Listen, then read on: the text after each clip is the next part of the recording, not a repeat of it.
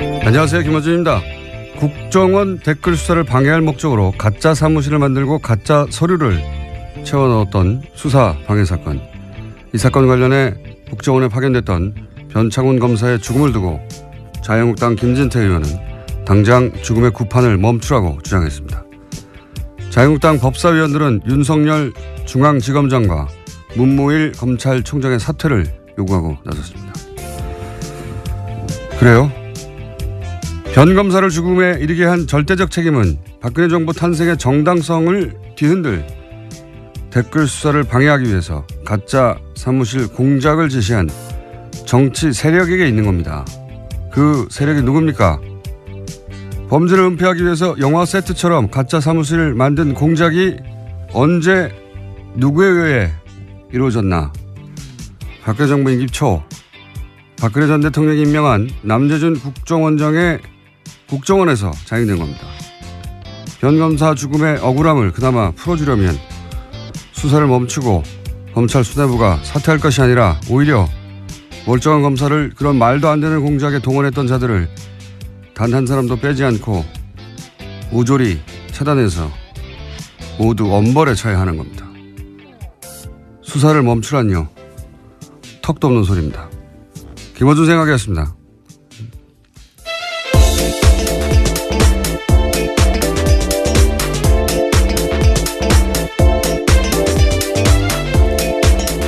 시사인의 김은지입니다.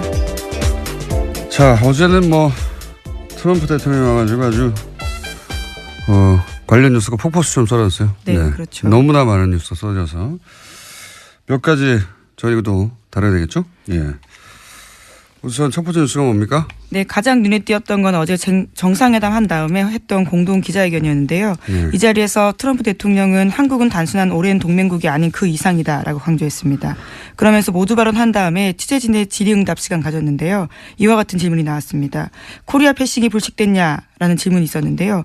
이에 대해서 트럼프 대통령은 한국은 내게 굉장히 중요한 나라라면서 한국을 지나치는 일은 없을 것이다라는 점을 바로 말해줄 수 있다라고 답했습니다.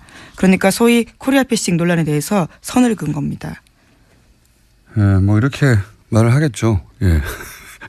뭐라고 합니까? 여기다 대놓고. 예. 물론 이 코리아 패싱이라는 단어 자체가 일본 언론이 처음 시작한 건데, 예. 여기 대해서 이제 야당도 이걸 가지고 오랫동안 공격해 왔죠. 예. 거기 그런 얘기에 이제 중지부를 찍었다는 점에서 의미가 있는 건데, 예. 그 이상의 의미는 없어요. 사실은 생각해 보면. 한번 들어볼까요? South Korea, Republic of Korea, Korea is very important to me, and there will be no skipping South Korea. I can tell you that right now.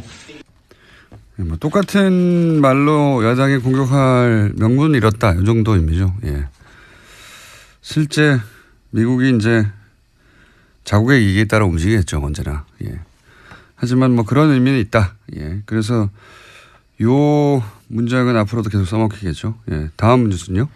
네, 또 공동기자회견에서 두 정상은 한국 미사일의 탄도 중량 제한을 완전히 해제하기로 합의했습니다. 그러면서 문재인 대통령은요. 우선 도입할 미국 무기의 윤곽도 처음으로 공개했는데 제이스타즈 최소 4대 도입 등이 있습니다. 이 세 가지 무기로 5조 정도 들 거라고 하는데요. 트럼프 대통령은 한국의 무기 도입이 미국 일자리 창출에 기여할 거다라는 이야기도 했습니다.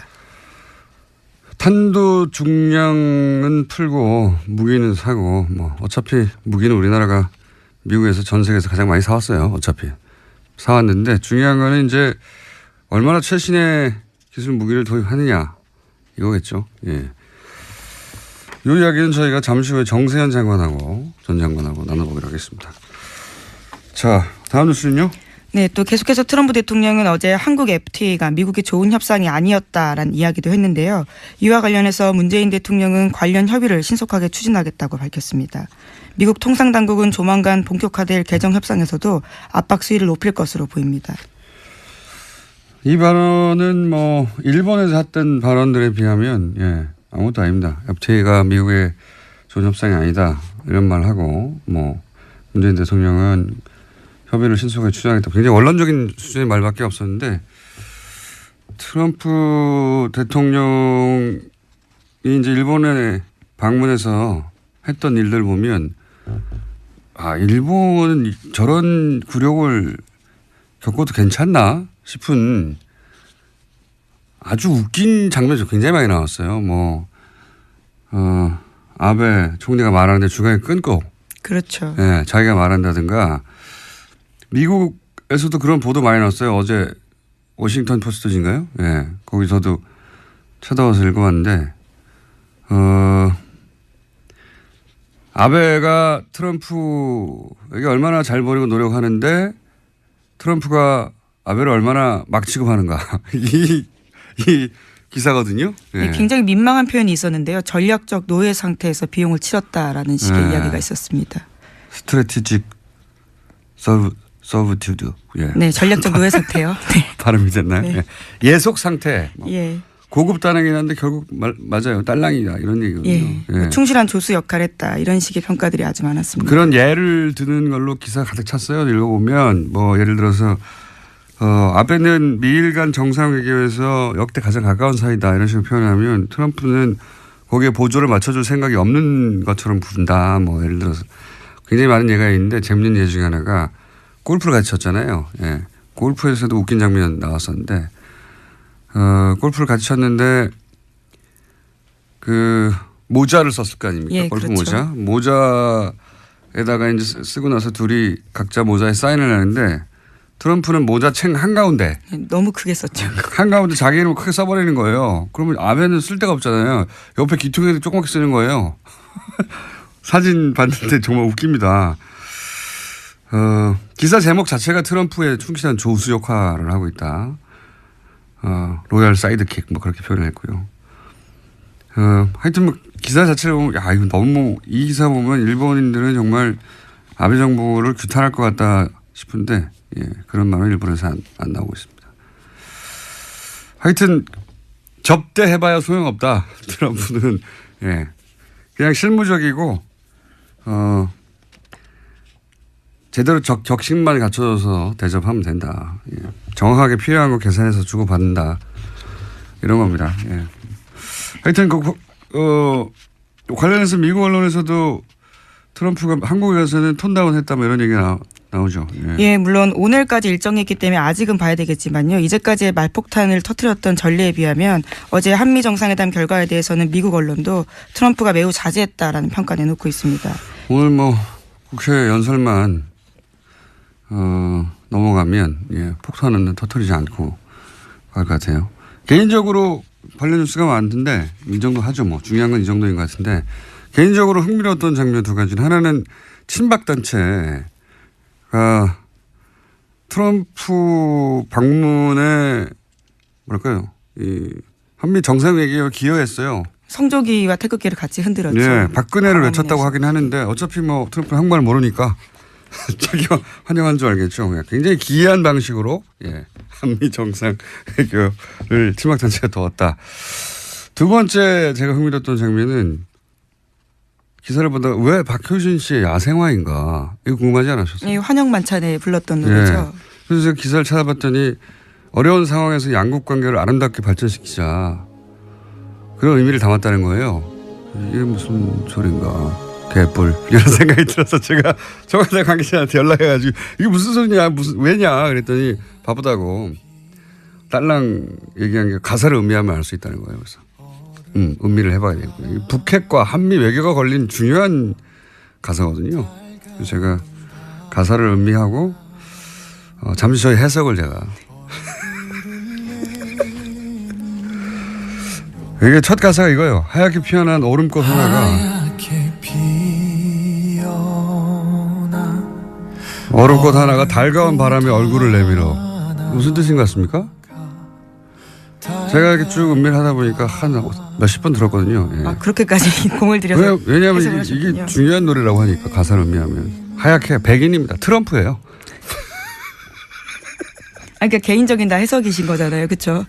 작사가는 전혀 의도하지 않았던. 그런 거는 물어볼 시간이 없을 거예요. 그분은 어제 공연했기 때문에. 하얗게 백인 트럼프. 피어난 얼음꽃, 피어난 버짐입니다. 겨울에 하얗게 핀 버짐. 낮은 지질 북핵 문제, 피부 트러블이 생긴 거죠. 그 다음에 이제 달이 뭡니까? 문재인 대통령 아닙니까? 별명. 예. 의문의 여지가 없죠. 가운. 의사들이 입는 옷이죠. 가운. 너무 심하신 것 같은데요. 지금 거기에 그렇게. 그래서 문재인 대통령이 가운을 입자 버짐 치료를 해서 얼굴을 내밀어. 예. 정확한 해석을 해보고요. 다음 그래서 쭉 하다가 또 있네.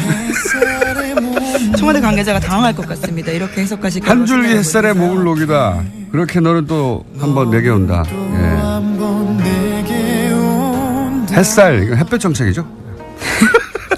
작사가가 전혀 동의하지 않은 해석이라고 여러 차례 말씀드려야 될 것 햇볕 같은데요. 정책 때문에 문재인에게 온다 이런 얘기고요. 그리고 뭐 사랑의 피고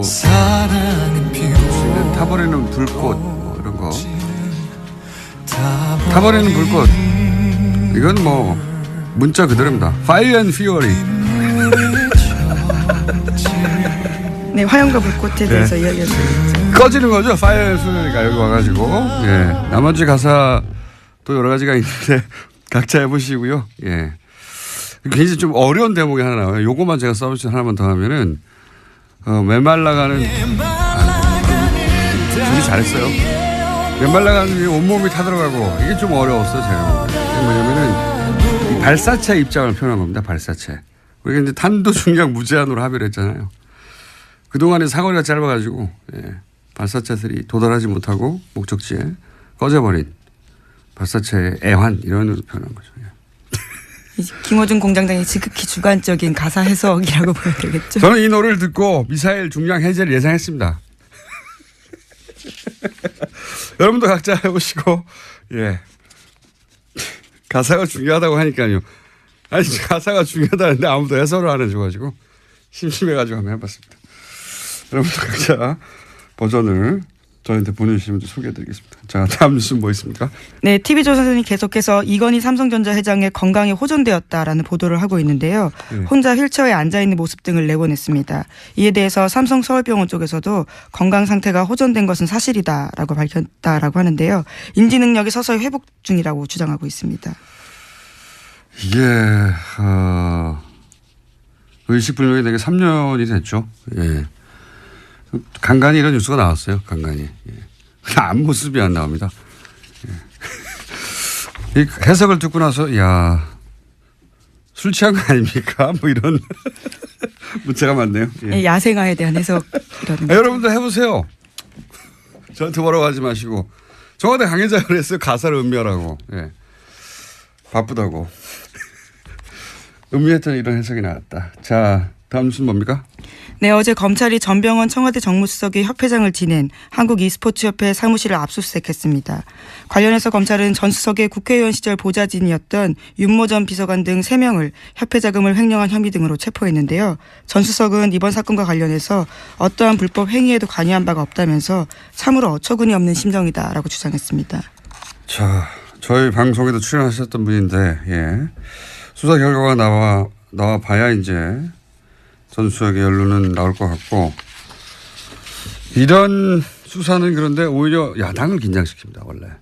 예. 현 정권의 정무수석까지 수사한다 하면 이게 현 정부에 타격을 줄 것 같은데 물론 수석이 직접 연루됐다면 타격을 줍니다. 근데 이제 이런 뉴스 자체는 야당을 매우 긴장시키는 기사죠. 사실은. 자, 다음 뉴스는요. 예, 안철수 국민의당 대표가 당내에서 자신을 향해 나오는 비판과 책임론에 대해서 모든 투덜거리면 답할 필요가 없다라고 밝혔는데요. 예, 관련해서 어제 뉴스공장에서도 유성엽 의원이 나왔었는데 여러 가지 자신의 입장을 밝혔습니다. 어제 만찬에 초대됐던 정당의 대표들 중에 2분이 못 가죠. 예. 네, 주호영 원내대표랑요, 또 안철수 국민의당 대표가 각각 무슨 이유죠? 하나는 예, 안철수 대표 같은 경우에 지금 외국에 있었고요. 안철수 대표는 일정 통보를 늦게 받았다 뭐 그런 얘기였던 것 같아요. 그죠? 예. 네. 안철수 대표는 그리고 이제 도착하자마자 수도권 3중 방어망 뭐 이런 얘기 했죠. 그래서 제가 아마 이스라엘 아이언돔을 의미하는 것 같은데 저 국제 분쟁에 관심이 많아서 이 아이언돔에 대해서는 좀 알거든요.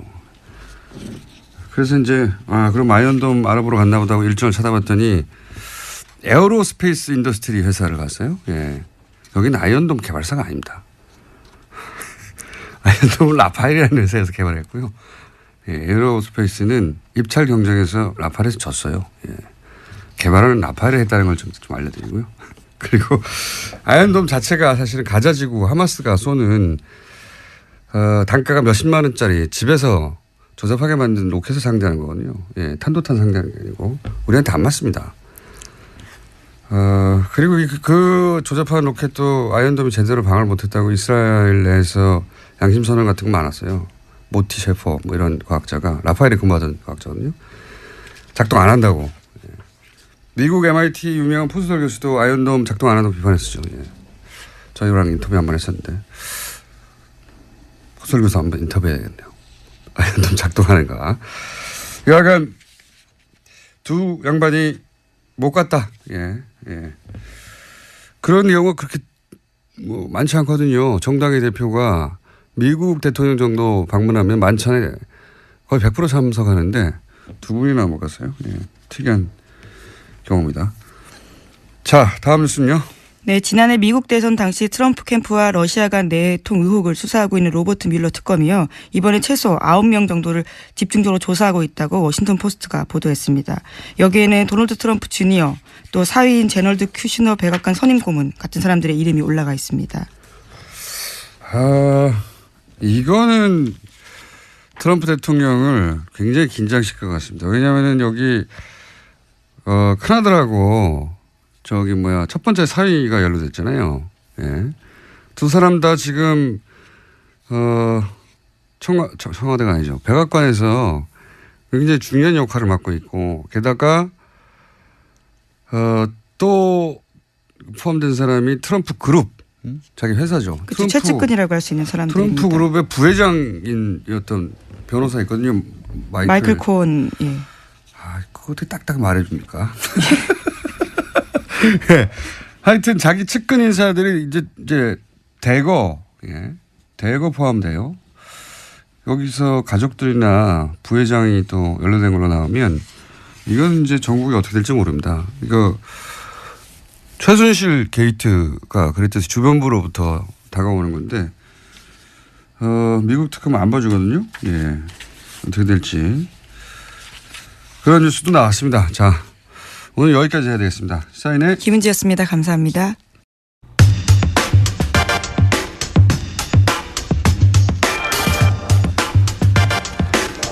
어제 있었던 한미 정상회담, 네, 그 의미 짚어보겠습니다. 정세현 전 통일부 장관님 전화 연결됐습니다. 안녕하세요, 가치원 장관님. 예, 안녕하세요. 자, 요즘 이렇게 저희 섭외 잘 응해주셔서 대단히 감사합니다. 섭외 잘 응하지 않으면 까칠하고 자꾸 그러니까. 자, 한미 정상회담에 대해서 걱정을 많이 하셨었어요. 예, 트럼프가 워낙 노련한 장사꾼이라, 예, 일본에서 여러 가지 얘기 듣고 와서 폭탄 발언하는 거 아니냐 걱정 많이 하셨는데 일단 이 정상회담이 뭐 짧긴 했습니다만 여러 가지 메시지 나왔으니까 총평을 해보시자면요. 정상회담 뭐 시간이 짧은 걸 가지고 시비를 거는 당도 있기는 있대요. 근데 예. 한미 간에는 뭐 그 우리 외교부와 저쪽의 국무부 또는 백악관과 청와대가 사전 조율을 할 수 있는 그런 관계이기 때문에 예. 사전 조율을 할 수 있는 관계이기 때문에 정상이 같이 만나서 얘기하는 시간이 꼭 길지 않아도 괜찮습니다. 미리 다 조율됐다. 예. 그렇죠. 시간은 중요한 게 아니었고. 예. 시간이 중요한 건 아니에요. 남북 정상은 좀 달라요. 완전히 그건 정상이 직접 그 협상을 해야 되니까. 근데 이번에 총평을 한다면은 절반의 성공 이상은 좀 된 것 같아요. 아, 그렇게 보십니까? 예. 굉장히 까칠하게 평가하시는 분인데 문재인 정부에 대해서도 뭐 그 대북 정책에 대해서 여러 가지 지적하셨는데 요 정상회담은 절반 이상은 성과를 얻었다 이렇게 보십니까? 어떤 부분에서 그렇습니까? 물론 이제 수십억 달러의 무기를 사주기로 한 것은 뭐 사실인 것 같습니다. 예. 트럼프 대통령이 이렇게 터뜨려버려서 네. 알게 됐지만은 그건 사실은 같지만 이번 정상회담에서 그 공동 뭐 기자회견이나 이런 데서 나오는 용어들을 좀 보면은 예, 그동안에 대미 일변도 외교에서 좀 벗어난 거 아니냐 하는 생각을 합니다. 어떤 점에서 그렇습니까? 균형 외교는 아니다 하는 얘기를 이제 뭐 길게 설명했지만 뒤에 가면은 외교의 지평을 넓힌다는 표현을 썼어요. 그렇죠. 예. 예, 그 지평을 넓힌다는 얘기를 했는데 그거는 대미일변도역에서 좀 벗어나가지고 중국과의 관계도 또 러시아의 관계도 또는 뭐 동북아 국가들과의 관계를 좀 더 활성화시켜 나간다는 그런 뜻으로 해석을 해야 될 것 같고, 그거는 그 31일 날 있었나요? 30인가? 31인가? 우리 외교부 장관이 국회 국정감사에서 답변할 때 그 3불 얘기하지 않았어요? 네네. 예. 사드 추가 배치하지 않겠다. MD 체제. MD 체제 편입하지 않는다. 그다음에 한미일 그 관계를 군사 동맹 관계로 발전시키지 않는다는 3부를 얘기했는데. 일본과는 군사 동맹 없다. 예. 그렇죠. 예. 그거를 그 30일 날 외교부 장관의 국회 답변하고 이번에 공동 기자회견에서 나온 균형 외교 이걸 연결시켜 보면은 사실상 균형 외교가 아니라 외교 지평 확대. 예. 사실상 미국과 중국 사이에 등거리 외교로 나갈 수 있는 어떤 도약되는 말을 한 것이 아닌가. 그래서 제가 이번에 점수를 좀 잘 줘야 된다는 생각을 하고 있습니다. 항상 그런 말씀 하셨죠. 그렇게 한미 외교에만 집중하면 안 된다고. 예. 예. 그런데 이제 그 메시지 속에 그런 기미가 보였다 이렇게 판단하시는 거군요. 예. 예. 그 대통령의 메시지는 미리 준비된 거니까, 예. 그렇게 준비됐다면 아마 그런 외교 정책 방향이 그렇게 수립된 걸로 보인다 이렇게 평가하시는 것 같고, 그 연결해서 생각해 보면 오늘인가요, 내일인가요? 문 대통령이 바로 동남아로 떠나지 않습니까? 예, 베트남에서 열리는 국제 회의 때문에. 예. 동남아 3국 뭐 인도네시아하고 간다고 하는데 그것도 연결해서 생각해 볼 수 있는 얘기입니까? 그러니까 외교 지평을 확대하겠다 하는 것도. 그쪽은 그게 안보와 관련해서는 크게 직접 관련되는 건 없고 이제 경제 쪽으로는 의미가 있죠. 그렇군요. 저는 의미가 있죠. 자, 이건 어떻습니까? 이제 무기 수입은 사실 우리가 항상 해오긴 해왔는데 예. 그 액수도 뭐 이미 세계 1위를 뭐 기록하기도 하고, 근데 이제 무기 수입 자체야 해왔는데 중요한 건 그 무기가 정말 우리가 원했던 무기를 수입하지 못했던 경우가 많지 않습니까? 첨단 무기를 안 준다든가. 예. 이번에는 어떻게 보십니까? 뭐 정찰기를 사는 것 같고, 네. 핵잠수함을 도입하는 것 같은데, 예. 그건 뭐 군대에서는 절실히 필요했을 거예요. 특히 정찰기를 우리가 독자적으로 운영하게 된다면은 상당히 의미가 있다고 생각합니다. 그러니까 그 정찰기는 북한에 대한 위협이라기보다는 북한에 대한 이 억지 능력 내지는 북한의 행동을 감시한다고 할까. 그래서 그건 안보 면에서는 상당히 의미가 있는 진전이라고 봐야 될 것 같고, 핵 잠수함까지 필요한지는 그거는 제가 기술적인 건 잘 모르겠어요. 뭐 국방부 장관이 해군 출신이어서 일찌감치 핵 잠수함 도입해야 된다는 얘기를 하더니 결국 그것이 현실로 되긴 되네요. 그런데 중요한 것은 지금 그런 걸 사주는 대신 트럼프가 북한을 상대로 해서 험악한 말을 쏟아내지 않고, 두 번째는 장비는 많이 있다. 그러나 이것을 쓸 일이 없어야 된다는 얘기를 하면서 외교적인 해법을 좀 모색하고 있는 것처럼 오늘 띄웠어요. 네, 발언을 여러 가지 했습니다. 움직임이 있다. 지금 뭐라고 얘기할 수는 없지만 여러 가지 움직임이 있는데, 그거 좀 두고 보자 하는 얘기를 했는데 그거는 괜찮은 얘기 같아요. 미국 언론도 그런 반응인데 이제 트럼프가 톤다운을 하고 외교적으로 문제를 풀어야 한다는 식의 메시지를 내긴 냈으니까요. 거꾸로 이제 장관님이 걱정하셨던 거는 거꾸로 여기 와서 더 강성 발언을 쏟아낼까 봐 일본을 거치고 와서 그런 걱정을 하셨는데 다행히 아직까지는 없습니다. 국회에서는 뭐라고 할지 모르겠는데. 그러니까 제가 그동안에 뭐 이런 기회가 있을 때마다 얘기했던 거는 험악한 말을 쏟아낸 건 그만큼 공포 분위기를 조성해서 무기를 좀 팔려고 하는 거다 하는 분석을 하지 않았어요? 네. 일본에서도 무기를 많이 사줬습니다. 예. 그렇기 때문에 일본 총리가 대북 압박과 제재를 강화해야 된다는 얘기를 할 때 거기에 화답을 하지 않고 전략적인 끝냈다 하는 동문서답을 했어요. 네네. 그거부터가 지금 우리한테는 좋은 신호였죠. 걱정했는데 오히려 그 좋은 신호가 일본에서 나왔고 그 연장선상에서 미국 간에 물밑 접촉이 있다는 것을 사실상 시인하고 움직임을 좀 지켜보자 하는 얘기를 하고 그다음에 이제 무기를 팔았다. 네. 무기를 사주니까 그런 얘기까지 했는지 모르지만 어쨌든 선후 관계는 좀 다시 또 살펴봐야 되겠으나 그러나 물밑 접촉이 곧 미국 간의 대화로 발전할 수 있다는 뉘앙스로 얘기한 것은 우리한테는 선물이라면 선물입니다. 이건 어떻습니까? 아니 비싼 무기 사주고 그 정도 선물도 안 받아도 되겠어요? 그렇죠. 예. 사실 무기는 계속 사왔긴 합니다만 생색을 자기도 이제 미국에 무기를 이렇게 많이 팔았다. 미국에 돌아갈 때 그런 성과를 자랑해야 되겠죠. 그러면 솔직해요 그 사람. 예. 이제 앞으로 일자리가 많이 늘어나겠다는 얘기는 무기 공장을 더 키울 수 있다는 얘기가 됐는데. 네네. 어쨌든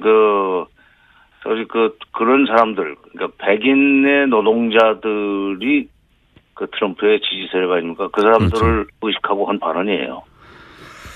그렇겠죠. 그리고 무기는 그렇다고 치고 그러면 우리가 얻어낼 게 뭐였냐? 이게 이제 소위 대화 관련 발언들 그리고 이제 강성방을 늘어뜨리고 그리고 북한과 외교적으로 해결하겠다 이런 걸 얻어낸 걸라고 보는데 또 한 가지가 거론되는 게 코리아 패싱에 대한 끊임없는 얘기가 나왔었는데 예, 이 얘기를 적어도 그 회담에서는 없다고 선언한 것은 어떤 효과가 있을까요? 글쎄 면전에서 그 코리아 패싱 하겠다고 얘기하겠습니까? 저도 그렇게 생각합니다. 네. 아니 나중에 헐망정 그렇게는 안 하죠. 예. 아니 코리아 패싱이라는 건 그리고 우리가 잘못해가지고 코리아 패싱 당하는 거기 때문에 예. 앞으로 한미 관계, 한중 관계 또는 남북 관계를 잘 꾸려 나가면은 코리아 패싱은 안 일어나죠. 그러니까 코리아 패싱은 우리 하기 나름입니다. 예. 그리고 이제 우리를 제끼고 할 수만은 없어요. 우리가 잘 감시를 하고 남북 관계를 잘 관리해 나가면은 코리아 패싱은 안 일어나죠. 국내 정치적 효과 정도는 있겠다. 저도 그렇게 생각합니다. 네, 야당에서 계속 공격하던 것에 대해서 트럼프 대통령이 했던 말들을 틀어주면서 이제 더 이상 그런 말 하지 말라고 하는 국내 정치적 효과는 있겠지만 정말로 미국이 그런 마음 먹고 하게 되면 막을 길은 없죠. 예. 이건 어떻습니까? 코리아 패싱을 사전에 알려주고 하는 법이 어디 있어요? 그러면 코리아 패싱이 이미 아니기 때문에. 그렇죠. 예, 그런 일이 일어나지 않도록 하는 게 우리 외교력이다. 네. 이건 어떻습니까? 탄도 중량 제한. 이건 예전부터 우리 정권이 우리 정부가 원해왔던 거 아닙니까? 보수지 가릴 것 없이. 그래도 나는 공짜 아니라고 생각해요. 예, 무기를 많이 사준 대신 이 정도는 얻어냈어. 무기 사는 얘기니까. 그다음에 기술 제공 문제이기 때문에 예. 공짜는 아니지만은 보수 쪽에서 그런 것을 좀 늘리게 되면은 안심이 된다고 그걸 많이 주장을 해왔었는데 그래서 우리 국내에 또 보수를 끌어안으면서 문재인 정부가 좀 더 전향적인 대북 정책이라든가 북핵 정책을 추진해 나갈 수 있는 기반은 될 겁니다. 일하려면 돈 써야죠. 돈 들어가는 거예요, 그것도. 예, 일하려면 돈 써야죠. 아주 간단하게 정리해 주셨는데. 예. 아니, 자식을 키우려면은 쓸 돈 안 쓸 돈 다 쓰면서 키우는 거 아니에요. 그러니까 나라를 운영하려면은, 더구나 외교하려면 쓸 돈 안 쓸 돈 써가면서, 한 걸음씩 앞으로 나가는 건데, 그렇게 탄도 중량 늘리는 것도 무기 구매 또는 기술 지원 차원에서 이해를 해야 되는 거고, 그렇게 해가면서 외교에서 조금 독자성이라고 그럴까, 대미 의존성을 탈피할 수 있다면, 장사로 치면 남는 장사죠. 손해는 안 봤어요. 손해는 안 보셨다고 중평을 하시는 거군요. 예. 예, 예.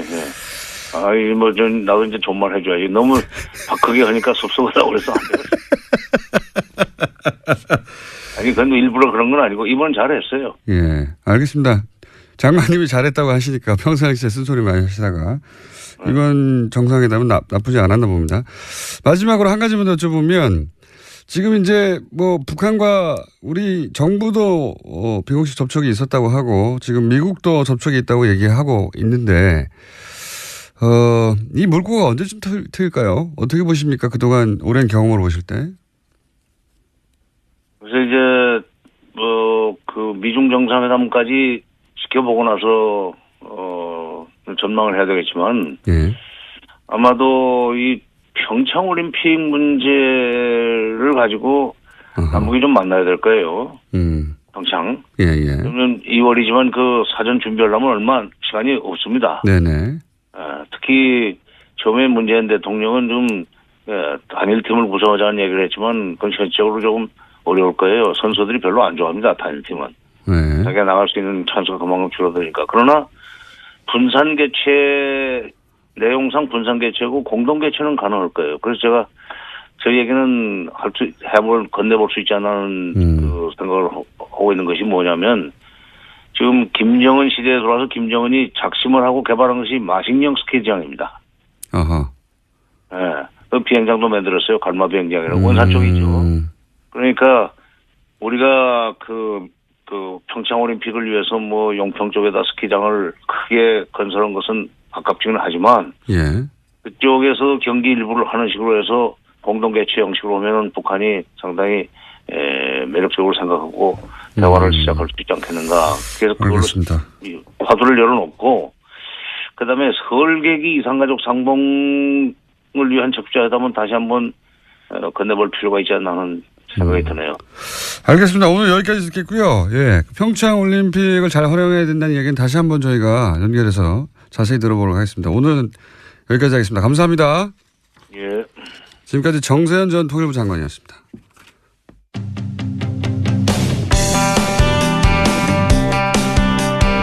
바른정당 소속 의원 9명이 오늘 탈당계를 제출합니다. 황영철 의원 연결해서 이야기 들어보겠습니다. 안녕하세요, 의원님. 예, 황영철입니다. 반갑습니다. 네, 이런 인터뷰는 항상 곤혹스럽시죠? 예.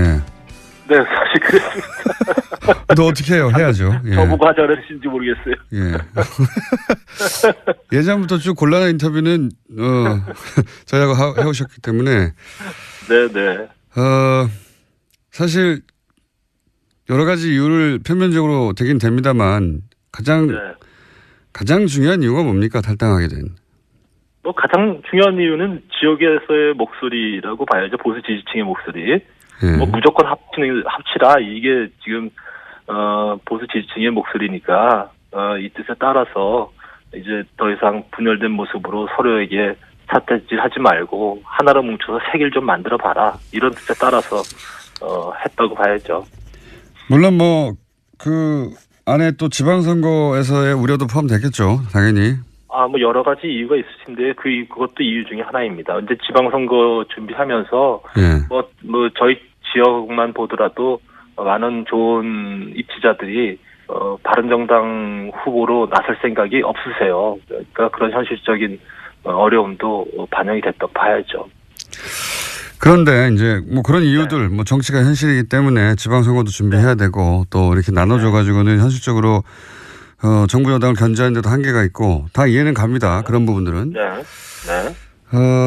그런데 이제 이전부터 쭉 탈당파, 네. 통합파, 뭐라고 보든 간 9분들이 거의 비슷하게 말씀하셨던 것 중에 하나가 박근혜 전 대통령 제명만으로는 안 된다는 요구를 오랫동안 해오셨잖아요. 네. 그런데 지금 서청원 최경환 의원이 여전히 출당될 가능성 혹은 기미가 안 보이는데도 네. 그러면 이게 내세웠던 명분하고는 다르지 않습니까? 요구했던 상황하고도 다르고 겨우 박근혜 전 대통령 사실상 정치적으로 이미 끝났는데 네. 이 서청원 최경환 의원은 그러면 자유한국당 입당을 하신 다음에 출당을 위해서 같이 노력하는 겁니까? 어떻게 되는 겁니까? 일단 박근혜 대통령의 출당을 자유한국당에서 결정한 거에 대해서 굉장히 가볍게 보는 뭐 발언들이 나오고 있는데 평가가 저는 자유한국당의 지금 정치정 속에서 박근혜 대통령 출당을 결단한 홍준표 대표의 노력은 높이 평가해야 된다고 보고 있어요. 대단히 힘든 결정을 내렸다고 보고 그걸로 인해서 지금 자유한국당 내에서 또 홍준표 대표가 굉장히 좀 어려움을 겪고 있지 않습니까? 이제 이런 시점에서 우리가 함께하는 모습을 보이는 것이 자유한국당의 인적 쇄신이라든지 과거의 단절에 힘을 보태는 것이라고 생각하고요. 우리가 들어가서 해야 될 일은 참 많이 남아 있는 상태입니다. 구체적으로 특정인을 거명해서 이야기하면 오히려 그로 인해서 지금 분란을 증폭시키고 또 이게 길게 보면서 쇄신해야 될 부분들에 대해서 뭐 즉각적인 그런 저항들이 오고 그래서 저희가 구체적으로 언급은 안 합니다만 자유한국당에 들어가서 정말 개혁적인 보수로서 재건하기 위한 노력은 아마도 힘들지만 계속돼야 될 거라 이렇게 말씀드리고 싶습니다. 예를 들어서 서청원 최경환 출당 관련해서는 의총을 소집해야 되는데 이제 의총에 참석해서 이 두 사람의 철당을 위해서 이 9분들이 함께 노력한다. 뭐 이런 공감대 같은 게 있습니까? 그런 말씀드리지 않아도 다들 아실 것 같은데요. 네. 말씀하셔야 합니다. 그러니까 저희가 이제 여러 가지 입장을 발표할 때 어쨌든 이런 개인과 관련된 부분에 대해서 분명하게 입장을 밝히는 것이 결과를 만들어내는데 도움이 될지 안 될지 이런 부분에 대해 저희도 고민 많이 하지 않습니까? 입장 표명을 공개적으로 하지는 않더라도 그런 9분 사이에 내적 공감대는 있습니까? 다 같은 마음이시라고 생각합니다. 예. 그게 가능할까요? 서청원 의원과 최경환 의원을 원내 의총을 통해 가지고 출당하는 것이? 구체적으로 말씀드리고 싶지 않아 하는 걸 계속 물어보시니까. 예. 사람들은 그런 게 궁금하거든요. 예. 네, 궁금하시겠지만 예. 그거는 결과로서 보여져야 될 부분이지 지금 이 시점에서 우리가 구체적으로 그거를 말씀드리는 것이 좋은 결과를 만들어내기 위해서 도움이 되느냐 안 되느냐 이 부분에서 좀 깊이 봐줬으면 좋겠어요. 알겠습니다. 곤란한 사정은 알겠고요. 이건 어떻습니까? 네. 김무성 의원 경우에는 다른 분들은 또 모르겠습니다만 네. 김무성 의원이 사실은 바른정당을 창당한 분이고요. 예, 사실상. 네. 그리고 유승민 의원이 이제 끝까지 남아서 당시 새누리당의 계획을 도모해 보겠다고 했을 때 끝까지 설득해서 바른정당으로 오게 만든 분인데 네. 다른 8분은 모르겠습니다. 여러 가지 이유로 돌아가는 것에 대해서. 김무성 의원은 개인적으로는 돌아가야 한다고 생각하더라도 적어도 그런 과거로 생각했을 때는 유승민 의원과 함께 끝까지 설득하겠다. 이게 맞는 거 아닙니까? 가장 먼저 거꾸로 다시 복당을 주도하는 건 이거는 너무 정치 도의상 이건 너무 두 번의 배신 아닙니까? 너무 가혹한 표현이라고 생각하고요. 유승민 의원의 입장에서 보면 가혹한 게 아닐 것 같은데요. 제가 보기엔. 그래서 저희들이 이제 두 번의 의총을 거치면서 당대당 통합을 통한 통합전대 요구안을 가지고 끝까지 함께 가자고 서로 설득을 해봤고요.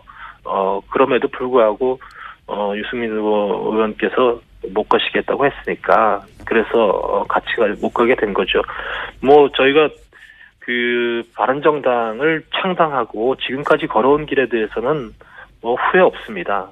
국민 뜻에 따라서 했다고 생각하고요. 다만 저희들이 보수의 본류가 되기 위한 이 노력이 성공하지 못했고 이제는 이 성공하지 못한 길을 계속 탈일 없이 가야 되느냐 아니면 새 길을 가야 되느냐 이런 관점에서 지금 결단을 내린 거기 때문에 물론 지금 이 시점에서 여러 가지 평가가 있겠습니다만 결국 이 부분도 저희들이 합당한 이후에 통합한 이후에 좀 더 좋은 모습을 국민들에게 보여주고 보수 지층들에게 보여주기 위한 노력을 계속 해야 된다고 생각하고 있습니다. 네, 계속 제가 곤란한 질문만 드리는데 한 가지만 더 여쭤볼게요. 어차피 지금 곤란한 상황이시니까 네. 어디랑 인터뷰하셔도 곤란한 질문밖에 없어요. 기뻐하시는 것 같은데. 홍준표 대표는 또 녹취록 문제가 있지 않습니까? 이게 이제 예, 주장들이 뭐 각각 갈리긴 합니다. 홍준표 대표는 그 재판 시작되기 전에 예, 네.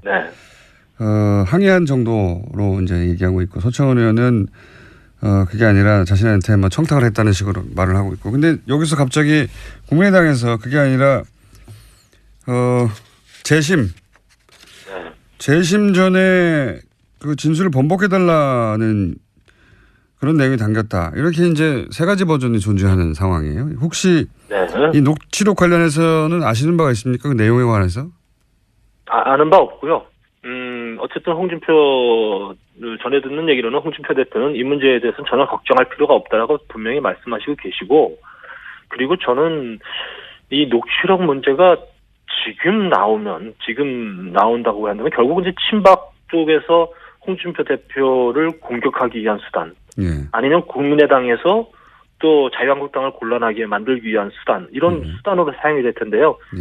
대단히 정치공학적인 그런 거라고 생각하고, 결국 국민들께서도 홍준표 대표에 대한 재판이 오랫동안 진행됐고, 정말로 진실을 가리기 위한 거였다면 그 이전에, 그리고 지난 대선 과정에서 충분히 이 문제가 공개될 수 있었을 거라고 생각해요. 근데 이제 그때는 전혀 거론하지 않다가 지금 와서 자당의 이익이나 좌파의 이익을 위해서 이것을 공개한다고 한다면 그야말로 정말 납득하기 어려운 거라고 봐야죠. 뭐 카드는 결정적일 때 쓰는 거니까요. 쓰는 사람의 마음인데 하여튼 모르신다고 하니까 그거는 이제 거기까지만 질문드리고, 네. 제가 이제 이런 질문을 드렸던 이유는 이제 혹시라도 홍준표 대표 녹취록 때문에 이제 골라질 상황이 발생할 수 있다. 그럴 경우에는 지금 복당한 혹은 뭐 김무성 의원 같은 분이 자유한국당의 당권을 잡을 수 있지 않을까. 그래서 복당하는 거 아니냐. 이런 해석들이 있길래 한번 여쭤본 겁니다. 논리의 비약은 끝이 없다고 생각하고요. 알겠습니다. 네. 지금 저희들은 뭐 홍준표 대표를 잘 지키고 힘을 갖고 자유한국당 바꾸고 보수 재건하는데 힘 보탤 거고요. 김무성 대표께서도 무슨 당권 욕심 이런 거 지금 전혀 없다고 분명하게 말씀하시고 계시니까 그건 분명 잘못된 해석이다 이렇게 말씀드립니다. 알겠습니다. 네. 한 가지만 더 여쭤보겠습니다. 지금 한 가지만 여쭤본다고 하는 게 벌써 세 번째인데. 네. 추가 탈당이 있습니까? 그건 제가 장담할 수가 없어요. 워낙 이제 많은 고민들을 의원님들께서 하고 계시기 때문에 장담할 수는 없는데, 다만 지난번 두 번의 의총 과정 속에서 대체적으로 자유한국당과의 통합이 답이다 이렇게 생각하는 의원들이 몇 분 계셨기 때문에 그분들은 지금 많은 이제 고민들을 하고 계실 거다 이렇게 생각합니다. 그러니까 추가 탈당은 언제인지는 모르겠지만 시점의 문제일 뿐 이루어질 가능성이 높다 이렇게 보시는 거군요. 가능성은 높게 보는 게 맞는 것 같습니다. 시점은 모르시고요. 제가 많은 고민을 하고 계신 의원님들의 입장을 제가 다 확인할 수는 없고요. 규모는 어떻게 예상하십니까? 몇 명에서 몇 명까지? 적게는 뭐 몇 명에서? 저희가 그날 의총 과정에서 확인은 바로는 자유한국당과의 당대당 통합을 하자고 말씀하신 중립지대 의원님들이 5분 정도는 더 계시거든요. 5분. 네. 다 가능성 있는 분들이라고 보시는 거군요. 글쎄, 그것이 자유한국당과의 지금 상태에서 자유한국당의 입당의 결정을 내리는 그런 방향으로 갈지는 정확히는 제가 말씀드릴 수는 없고요. 다만 가능성은 높다 정도로 말씀드릴 수 있을 것 같습니다. 가능성은 높다. 연결한 김에 40초밖에 안 남았는데 곤란한 질문일 텐데 현재 재판 어떻게 진행 중입니까? 의원님 정치자금법 관련해서? 진행 중이고요. 저는 담담하게 제가 할 수 있는 소명 최선 다할 것이고요. 그리고 법적인 판단에 따라서 또 잘 따라야 되겠죠. 좋은 결과가 나올 수 있도록 최선을 다하고 있습니다. 알겠습니다. 자, 오늘은 전화 연결해서 가볍게 했고요. 네. 가벼운 거고요. 저기 스튜디오에 한번 나와서 예. 네. 하드 스파링 한번 하시죠. 네, 조만간. 아유, 네. 감사합니다. 알겠습니다. 감사합니다. 네, 지금까지 황영철 의원이었습니다. 저 누가 발견? 자, 노르가즘 정의당 노회찬 원내대표 나오셨습니다. 안녕하십니까? 예, 안녕하십니까? 예, 출입문 닫습니다. 어떻습니까? 기가 막힙니다. 지하철 탈 때마다 들을 수 있는 예. 예. 지하철 공사에서 의문을 제기하는 거죠. 예, 출입문도 절규한다. 출입문 닫습니다. 예. 저희가 이 정도입니다. 곳곳에 숨어있는 다스의 비밀을 밝혀내는. 무엇보다 어제 대한민국 국민 중에 극히 일부만 참여했던 청와대 영빈관 만찬에 다녀오셨잖아요. 예.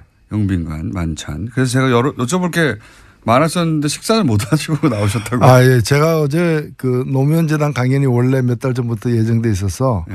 만찬 도중에 나갈 수밖에 없는 걸 양해를 구했어요. 청와대 측에. 근데 어제 정상회담이 길어지는 바람에 만찬이 30분 늦게 시작한 거예요. 아. 그래서 제가 앞에 뭐 인사는 다 했는데 밥 나오기 전에 나왔습니다. 보리차만 마시고 나왔습니다. 보리차 마시고. 아까운 기회를 놓치셨네요. 예, 뭐 그래도 뭐 예. 아, 그럼 물어볼 게 없네. 그럼 만찬에 앉아 계시다 그게 나오신 거잖아요. 보리차 마시고. 예, 아니 그 앞에 이제 여러 오랜만에 보는 분들 많이 이제 인사도 나누고 이제 그런 건 다 했죠. 그런 거가 중요한 게 아니지 않습니까? 밥을 먹고 맛이 어땠나부터 시작해가지고 음식은 똑같은 거 먹었을 거 아닙니까? 만약에 먹는다면 그죠?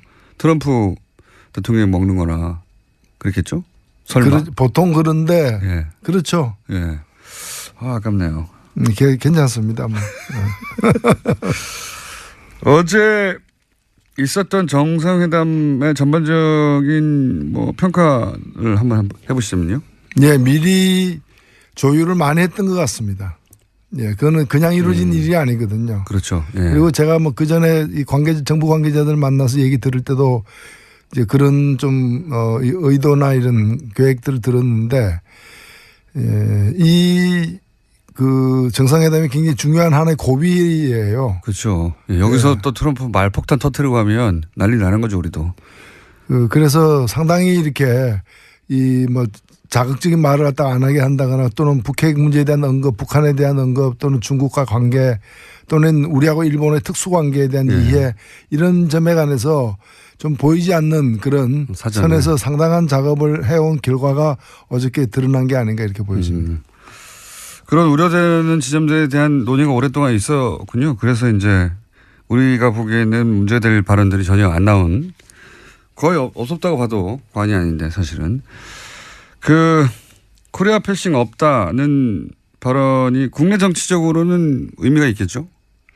그렇죠. 이 코리아 패싱이라는 게 사실은 이게 우리 역사에서 코리아 패싱 대표적인 걸 얘기하라면은 1953년 한국 전쟁 중에 미국이 이승만 정부를 따돌리고 북한하고 이렇게 협상해가지고 휴전해버린 거예요. 휴전 협정 당사자가 아닙니다 우리가.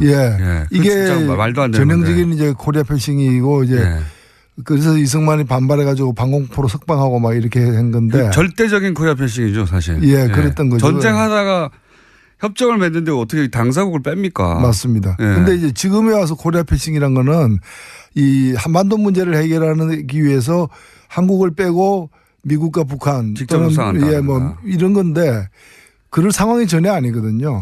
오히려 우리가 이제 그런 평화 병행론을 주장하고 미국은 그거에 대해서 현재 트럼프 정부는 별로 선택하지 않고 있는 상황인데 이 코리아 패싱은 야당 그 보수 야당들이 문재인 정부를 갖다가 공격하기 위해서 그런 프레임이죠. 그 외교를 잘못하고 있다라고 해서 코리아 패싱이라고 근거 없이 얘기해 왔던 건데 그게 별로 사실이 아니라는 게 이번에 트럼프에서 확인된 거죠.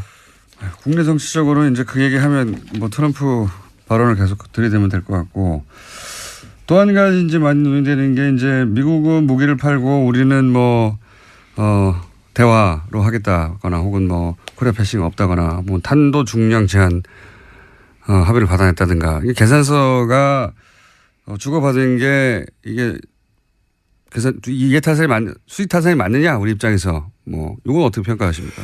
제가 그 월요일 날 예. 그 청와대 국감이 있었어요. 예. 국감에서 이 얘기를 갖다가 제가 미리 했었습니다. 장하성 정책실장한테 트럼프 다루는 법 예. 해가지고 트럼프 다루려면 트럼프처럼 해야 된다. 트럼프처럼 해야 된다. 예. 그래서 첫 번째 뻔뻔해져야 된다. 뻔뻔해져야 된다. 예. 우리 대통령은 젠틀맨이잖아. 그래서 그렇게 하면 안 된다. 뻔뻔해져야 된다. 그 다음에 이제 벼랑 끝까지 가면 같이 가야 된다. 먼저 스톱하면 안 된다라는 건데 대표적으로 한미 FTA 같은 거는 한미 FTA를 통해 가지고 우리도 이득을 얻었지만 미국이 더 큰 이득을 얻고 있는 거거든요. 한미 FTA를 갖다가 재협상 안 하면 폐기한다라고 하는데 폐기하면 미국은 무역 적자가 40억으로 늘어나게 돼 있어요. 한미 FTA 하면은 280억으로 줄어들고. 그래서 무역지가 더 줄어든 건데 이걸 더 줄이려고 폐기하겠다 그러는데 자 그럼 폐기하자. 한국이 더 큰 이익이다. 그러면 이렇게 나갈 필요가 있는데 우리로서는 사실은 무역은 우리가 계속 흑자를 보고 있지만 미국과의 무역에서는 그다음에 이제 그 서비스는 무역하고 별도로 계산하거든요. 서비스에서는 우리가 연 한 50억 정도 더 손해를 보고 있어요. 그러니까 적자를 보고 있어요.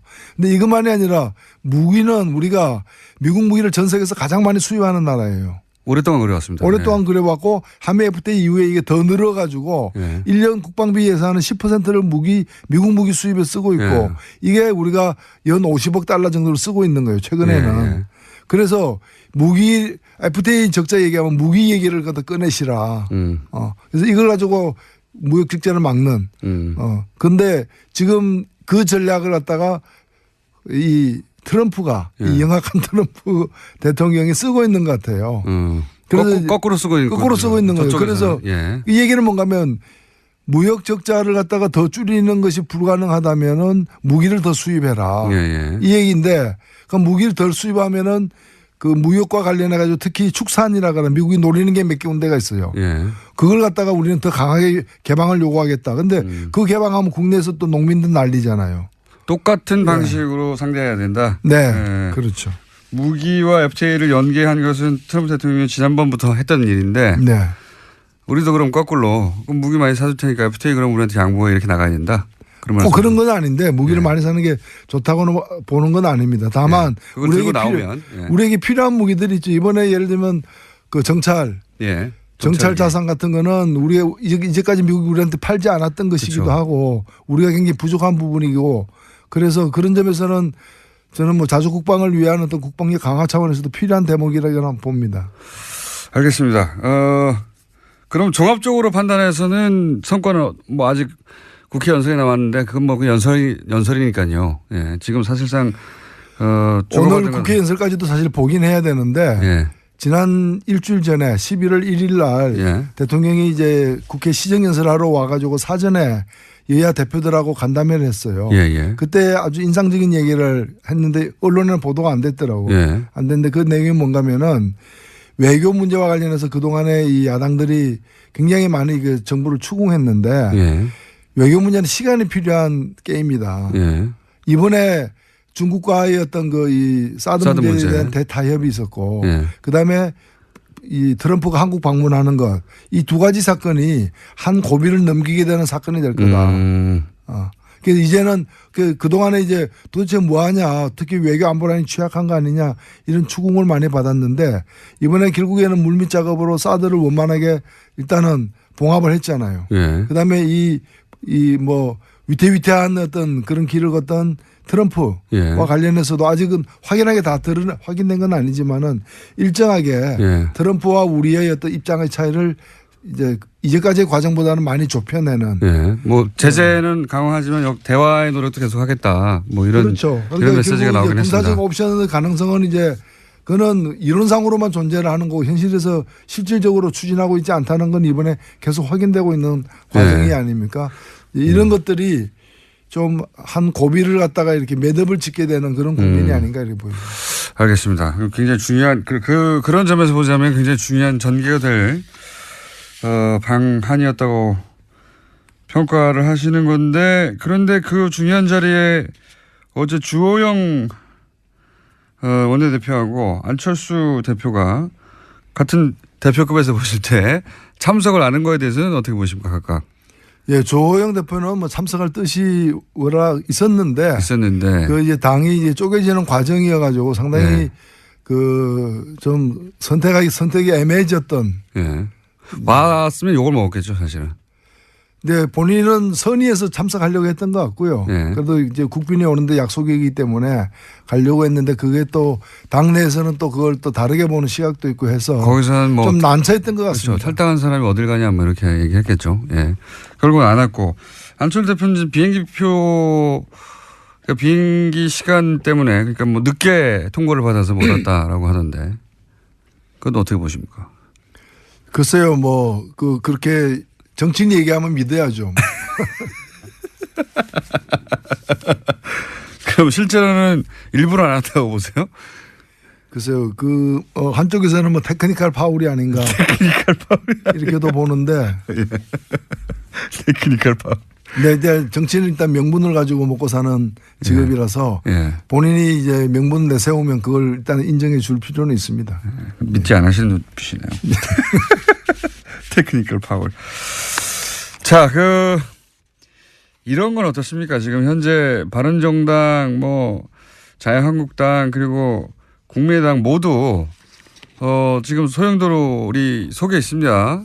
우선 가장 먼저 바른정당 탈당 사태는 어떻게 전개될까요? 앞으로 종합적으로 볼 때 뭐 추가 탈당은 있겠는가 혹은 뭐 김무성 의원의 탈당을 어떻게 보시나 등등 기타 어떻게 될 거라고 보십니까? 일단은 그림이. 명분이 본인들도 시인을 했더라고요. 뭐 명분이 없다.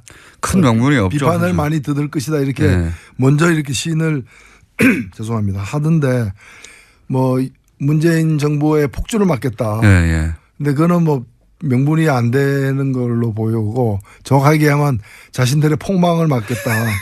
이런 뭐 얘기 같은데 그래서 과연 폭망이 막아질지는 의문이고요. 저는 안타깝게 생각하는 게 보수 혁신의 하나의 아이콘이었습니다. 그리고 뭐 충분치는 않지만 앞으로 노력에 따라서는 보수 혁신의 중심이 될 수도 있는 그런 집단이 이제 바른정당의 어떤 존재 가치였는데 그래서 기대치가 있었죠. 일정 정도. 그런데 이게 아직 그런 뜻을 갖고 있는 분도 이제 유승민 대표를 포함해서 있지만 나머지 분들이 지금 탈당을 함으로써 보수 혁신의 가능성이 낮아졌다. 20명에서 일단은 11명이 된 거 아닙니까? 보수 혁신의 한국 정치에서 보수가 스스로 혁신할 가능성이 20%에서 11%로 낮아졌다. 몇 명 더 나가면 더 낮아질 거다.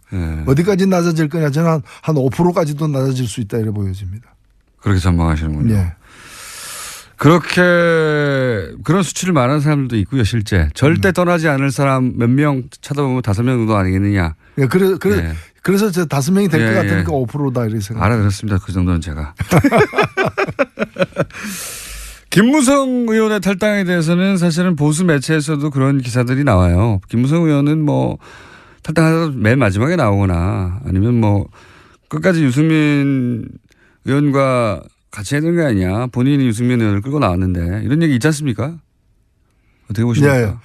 뭐 아니 본인이 직접 몇 차례 얘기한 것은 이제 명분은 없다. 그러나 지역에서 이렇게 그 지방선거에서 살아남아야 되는 그런 분들의 뜻이 일단은 가서 살자라는 것이고 그걸 거절하기 힘들다 뭐 이런 얘기 같습니다. 근데 이제 저는 이제 김무성 의원이 결국 유승민 의원을 마지막까지 남아있던 유승민 의원을 끌고 나온 당사자니까 적어도 유승민 의원에 대해서는 본인이 그랬던 사람으로서 최소한의 정치적 도의를 지켜서 같이 갔어야 되는 거 아니냐 이거죠. 다른 8명을 보내더라도. 그게 물론 그렇게 이제 볼 수도 있는데 그 유승민 의원을 안 보는 거죠. 그러니까 노룩 컴백. 노룩 탈당이죠. 그쪽을 안 보고 그냥 가는 거죠. 노룩. 그쪽을 보면 곤란해지니까 여러 가지로 미안하고. 그리고 국민들이 그한테 명분 없다는 얘기도 국민들을 쳐다보지 않는다는 거예요. 국민들을 보지 않고. 노룩. 노룩 컴백. 홍준표 대표와 김무성 의원 둘 다 사실은 뭐랄까요. 지금 현재 지분을 가진 지분이 뭐 어느 정도인지 모르겠습니다만 이제 두 분 다. 이 두 분의 양립이 그 안에서 가능할까요? 일단은 뭐 친박 그 변수가 있는 한 네. 친박하고 같이 맞서야 된다는 점에서 당내 친박이 다 청산된 게 아니기 때문에 그 긴장이 앞으로도 계속될 것이고요. 뭐 그런 점에서는 또 같은 그 이렇게 이해관계 당분간은 예, 이해관계도 있는 거죠. 갈등 관계도 있고 이해관계 다 있는데 이제 같이 양립할 측면도 있다는 거죠. 당분간은 그럴 것이다. 그러면 서청원, 최경환 두 의원의 출당 문제를 가지고 힘을 합칠 수도 있다. 예, 뭐 출당이 그렇게 과연 쉬울지 불가능할 것이라는 얘기도 많이 하긴 하던데요. 의원총회에서는 예. 불가능할 것이고요. 예. 그다음에 정치적으로도 그 사람들 있어야 제1당도 노릴 수 있기 때문에 예. 숫자가 줄면 안 되니까. 그 사람 빠지면 아마 제1당이 쉽지 않을 거예요. 그래서 지금, 아마 예. 거의 이렇게 실신 상태로 해가지고 데리고 있는 그런 뭐 그런 상황도 있을 수 있습니다. 실신 상태나 뭐 혼수 상태든. 어쨌든 계속 공격은 하되 네. 출당은 현실적으로도 어렵고 또 꼭 굳이 숫자를 줄여서 출당시킬 필요가 있겠냐. 자기 120명이 넘어가야 되는 상황인데요. 그렇죠. 예. 122가 되려면 예. 그 두 명이 필수적이죠. 그래서 이제 현실적으로는 쫓아내지는 않을 것이다. 하지만 이제 힘을 줄이려고 계속 이렇게 공격을 할 것이다. 이 정도? 쫓아내는 모습을 계속 보일 것이다. 쫓아내려고 하는 모습. 예. 그러면 남은 유승민 의원은 어떻게 그 앞으로 전망하십니까? 그 정치적 생명은? 예, 그거야 제가 어떻게 알겠습니까만은 저는 뭐 사적 필생이라고 봅니다. 그러니까 당장에 답이 있는 건 아닌데 당장에 답이 있으면 사적 필생도 아니죠, 사실은. 그런데 당장에 답이 없지만은 그 뭐 보수 혁신은 굉장히 중요한 가치이고 네. 또 필요한 어떤 노선이기 때문에 그 길을 뭐 어렵더라도 일단 견지하면서 그 후위를 또 도모해야 되는 거 아닌가 보여지고 쉽지는 않아 보입니다. 예. 예. 다만 제가 안타깝게 생각하는 건 뭔가면은 그 특히 이제 안보관은 예. 혁신 보수가 갖춰야 될 어떤 안보관하고 예. 유승민 의원이 현재 견제하고 있는 이제까지 견제해 있는 안보관은 예. 저는 1차 그 바람직하지 않다고 봐요. 경제적 부분에서는 사실 상당히 진보적인 네. 뭐 개혁 보수라고 말해도 전혀 이상하지 않은 그런 따뜻한 보수를 주장하시는데 그게 이제 그렇게만 가면은 민주당하고도 차별성이 없고 그러다 보니 아마도 보수는 강하게 주장해야 된다 이런 의식이 있어서 그러신 건지 보수 그러니까 뭐 안보 정책 뭐 핵 문제 이거는 뭐 예. 자유한국당과 아니 그 안보라는 것이 그렇게 너무 완고한 어떤 예. 그런 강경한 어떤 이 대북관이라거나 안보관이 과연 개혁 보수의 어떤 노선이 될 수 있는가에 대해서 의문이에요. 자유한국당과 차이가 없죠. 그 부분에 있어서는. 예. 그렇죠. 핵 문제라든가 예. 뭐 전술에 가져야 된다고 또 얘기하고. 자, 그러면 국민의당은 어떻게 돼갈까요? 국민의당도 내부적으로 이제 안철수 친한과 이제 뭐 비한 반한 이 정도로 불릴 수 있는 세력이 이렇게 점점 서로 갈라지고 있는 것 같은데요. 그죠? 예, 저희 국민의당이 어떤 특정한 어떤 이념이나 가치를 중심으로 모인 정치 세력이라기보다는 지난번 대통령 선거에서 문재인 후보를 거부하는 그리고 안철수 후보나 제3지대의 후보를 중심으로 모이고 싶은 사람들의 어떤 총연합군이었기 때문에 대선이 끝나면 이 당은 사실은 해산될 수밖에 없는 쪼개질 수밖에 없는 당인데 근데 이제 정치라는 게 하루아침에 또 어떻게 쪼개지고 이합집산하기 쉽지 않으니까 일단은 좀 표류하고 있는 상황이죠. 근데 안철수 대표가 이렇게 다시 그 당권을 잡음으로써 그 갈등을 이제 다음 대선까지는 어차피 표출될 수밖에 없는 그런 상황에서 지금 좀 빠르게 뭐가 나타나고 있는 것도 있는 거죠. 오히려 그 뭐랄까요 그 호남 중진이라고 표현할까요? 유승열 의원 같은 분들에 대해서 나갈 테면 나가라 정도의 정확하게 그렇게 말은 하지 않았지만 그런 의미 해석될 말을 하는 걸 보면 오히려 그렇게 호남 중진들이 나가주길 원하는 거 아닐까요 지금?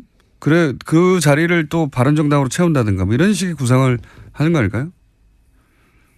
그렇지 않고서야 예, 뭐 그쪽에 이제 좀 미련을 이제 버리는 게 아닌가. 왜냐면은 그쪽을 계속 쌓고 있으면 이제 지금 안철수 대표가 가고 싶어하는 관심을 갖는 이 바다는 예. 바다 그 블루오션 안철수 후보에게 대표에게 블루오션은 그쪽이 아니에요. 예. 그렇죠. 그쪽이 아니라 이 보수의 본토죠 사실은. 지금 그동안의 적폐 지금 진행되고 있는 적폐 청산을 복수라고 얘기하잖아요. 그렇죠. 이거는 자유한국당의 원인인데요. 예. 그건 그야말로 자유한국당 내에 친박 중심으로 하는 거는 보수 강경파들의 시각이거든요. 예. 시각인데 그쪽에 추파를 던지는 거라고도 저는 보여지는 거고 향후에 다음 대선을 위해서도 확장해야 될 영역을 그쪽으로 보고 있다는 거죠. 그러니까 마음은 콩밭에가 있는데 그 콩밭이 호남이 아니라 이제 강경보수 쪽에 가 있다고도 보여집니다. 그렇기 때문에 그러면 그쪽으로 가면서 계속해서 그 호남을 끼안고 갈 수 있느냐 선택을 해야 되는 거죠. 그러니까 이쪽보다는 저쪽이 땅이 더 넓다고 보는 거고. 그런 딜레마에 부딪혔다. 네. 자, 좀 한번 지난 한 주 동안 정치면을 휩쓸었던 주요한 이슈들을 하나씩 짚어봤는데 저희가 하나 더 준비한 게 있습니다. 국감에서 의원님이 버럭하신 장면이 있어요. 일단 잠깐 들어보시고. 동성애 찬성하십니까? 동성애를 반대하십니까? 방금 이제 그 증인에 대해서 여러 질문이 하는 거는 국회의원 자유입니다만은 동성애 자냐 아니냐, 동성애에 대해서 어떻게 생각하느냐 밝히라고 한 거는 헌법제구조 모든 국민의 양심의 자유를 지닌다라는 그 헌법의 기본권 조항에 침해하는 겁니다. 뿐만이 아니라 다른 나라에서는 실제로 형사처벌의 대상입니다. 그걸 좀 아셔야 될 것 같은데. 자, 이 상황이 어떤 상황입니까? 김정재 의원이었죠. 근데 이분이 동성애에 대해서 좀 지나칠 정도로 동성애 정책에 대해서 자기 의견을 얘기할 수는 있는데 당사자 국가인권위원장에게 동성애 찬성하냐 반대하냐 그리고 동성애 자를 갖다가 어떻게 생각하냐 이걸 갖다 계속해서 반복적으로 강압적으로 이렇게 물어가지고 제가 그 자체가 인권 유린이다. 헌법의 그 양심의 자유를 갖다가 침해하는 것이고 다른 나라는 그 자꾸 추궁하면 그 자체가 이제 처벌 대상이 된다. 뿐만이 아니라 국가인권위원회가 해야 될 일이 저런 질문 단속하는 일이다. 그러라고 국가인권위원회가 있는 거다. 실제로 저기 차별금지 조항에도 그렇죠. 어긋나는 것이거든요. 그래서 그런 지적을 했었죠. 자, 질의 과정에서 이제 문제 제기를 하고 컷을 하신 분이 노회찬 의원이었습니다. 그래서 저희가 한번 들려드렸고 그런 일이 국회에서도 이런 일이 계속 돌아가고 있습니다. 잘 안 알려져서 그렇지. 안 알려져서 그렇지.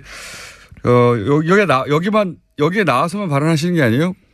잘 안 알려지더라고요. 국감에서 벌어지는 일들이 요즘은. 아유, 국감에서도 얘기를 많이 했습니다. 많이 했는데 보도가 좀 덜 돼. 여기는 보도가 잘 되는 편인데. 그래서 뉴스공장에서만 얘기하는 거 아니냐 그러는데 얘기는 계속 많이 하는데 보도가 이제 덜 되는. 말 나온 김에 마지막으로 한 가지만 더 보자면 자유한국당 전희경 의원이 이제 청와대가 운동권과 주사파에서 장악됐다 이런 얘기 했지 않습니까? 그 대목은 어떻게 평가하십니까? 저는 그게 그렇게 생각한다면은 그분은 빨리 망명을 해야 되는데 그렇잖아요. 그리고 아니면 그 투쟁을 해야죠. 자유민주주의 회복을 위해서. 그런데 청와대가 어떻게 주사파에 의해서 장악됐다고 생각하면서 편안하게 밥도 먹고 잠도 자는지 저는 이해가 안 가요.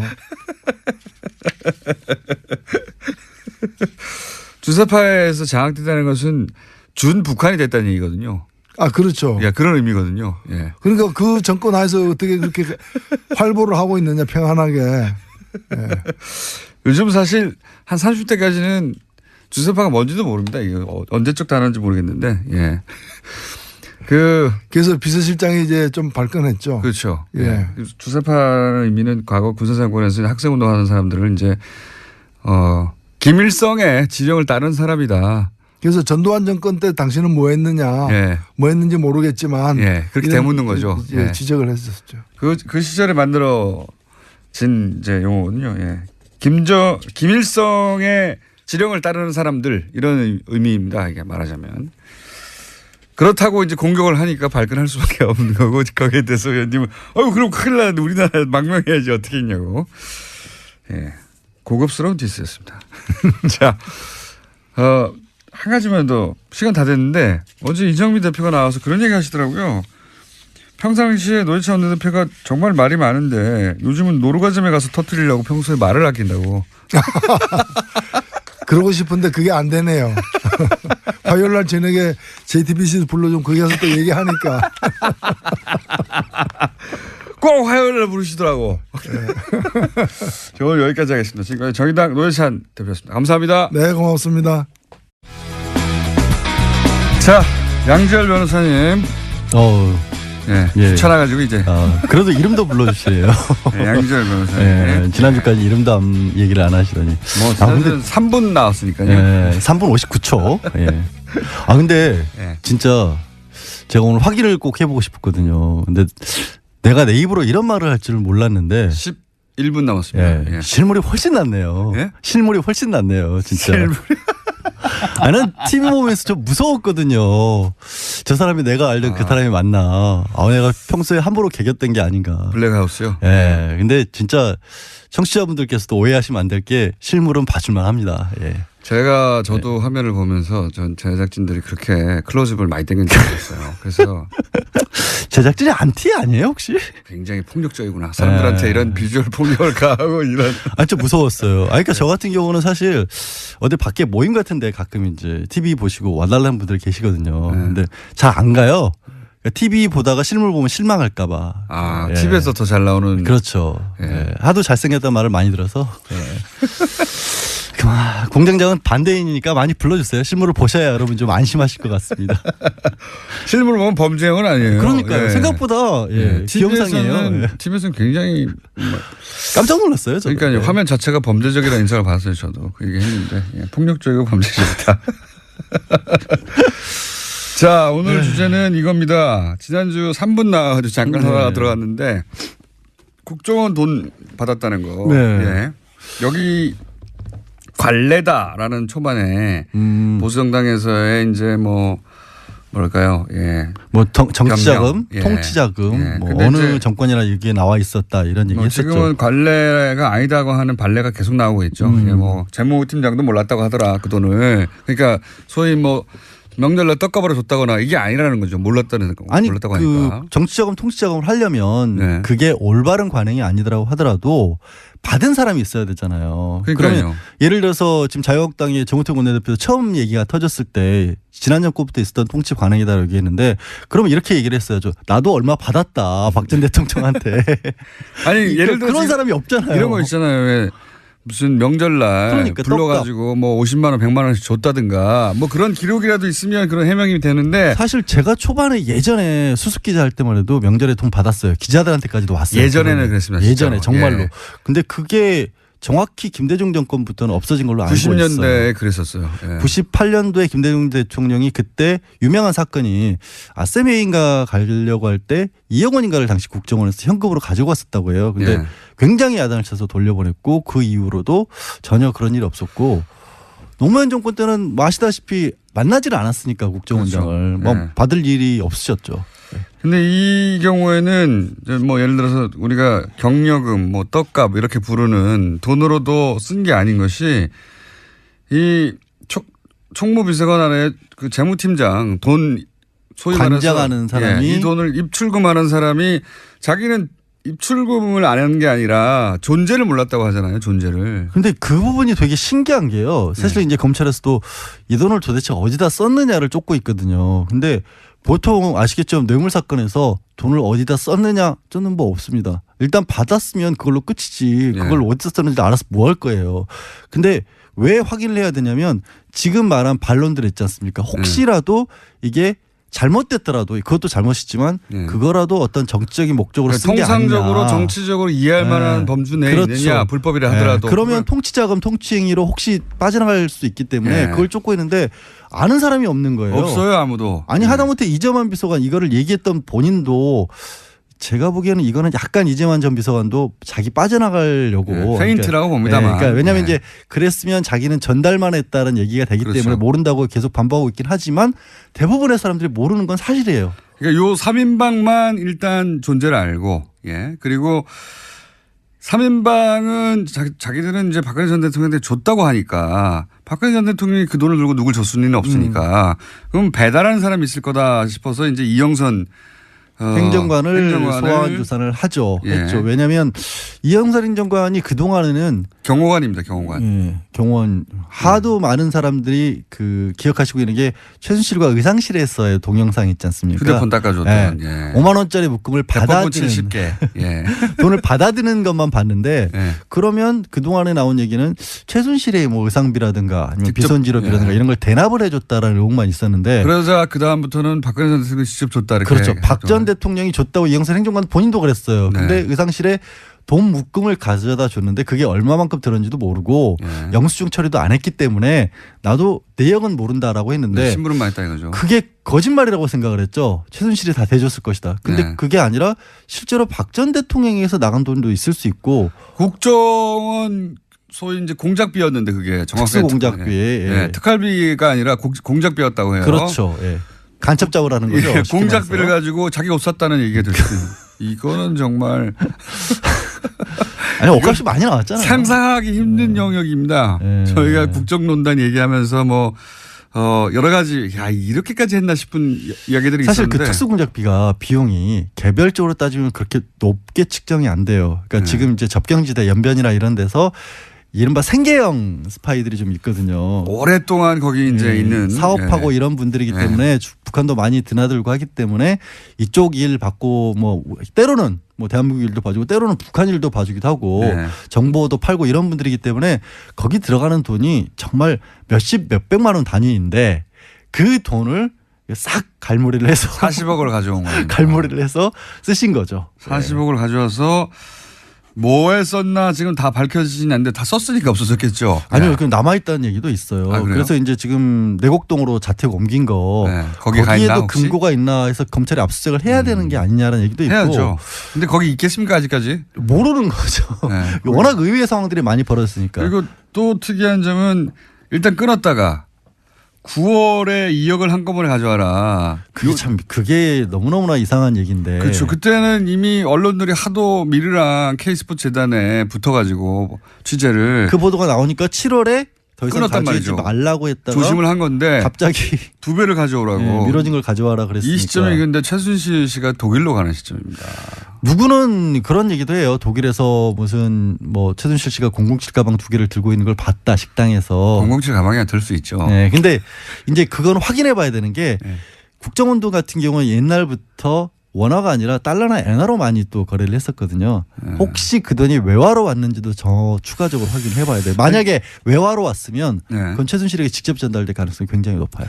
시점상 그러하여 그러니까 이제 그때까지만 해도 최순실의 존재가 본격적으로 드러나서 자신과 직접 연결고리가 드러날 것까지는 생각 안 했다고 보는 게 맞는 게 당시 우병우 민정수석은 이거 덮을 수 있다라는 취지에 그리고 법적으로 문제가 없다는 취지에 그거가 이제 그게 무슨 얘기냐면 보고를 하고 있었다고 하니까 KS 스포츠하고 미르재단에 관해서 언론에서 문제를 삼으니까 그거를 이제 안목은 비서관이 그러면 이거 법적으로 어떤 문제가 되는지를 검토를 해달라 그랬는데 그때 그 우병우 전 수석이 만들어낸 법률 문건은 K와 미르에 돈이 나간 건 맞는데 최순실은 공무원 신분도 아니고 그러니까 법적으로 문제될 게 없고 최순실이 만약에 거기서 뭔가를 빼냈다면 횡령인데 아직까지는 빼낸 적도 없기 때문에 문제가 없습니다라고 문건을 만들어줬다는 거예요. 그래서 최순실의 존재를 부인하고 K스포츠와 미르재단에 뭐 어떤 불법이나 이런 게 있다면 단호하게 대처해야 된다. 이런 식의 얘기가 나갔죠. 그것만 나간 거죠. 그 바람에 화를 키웠죠 사실은.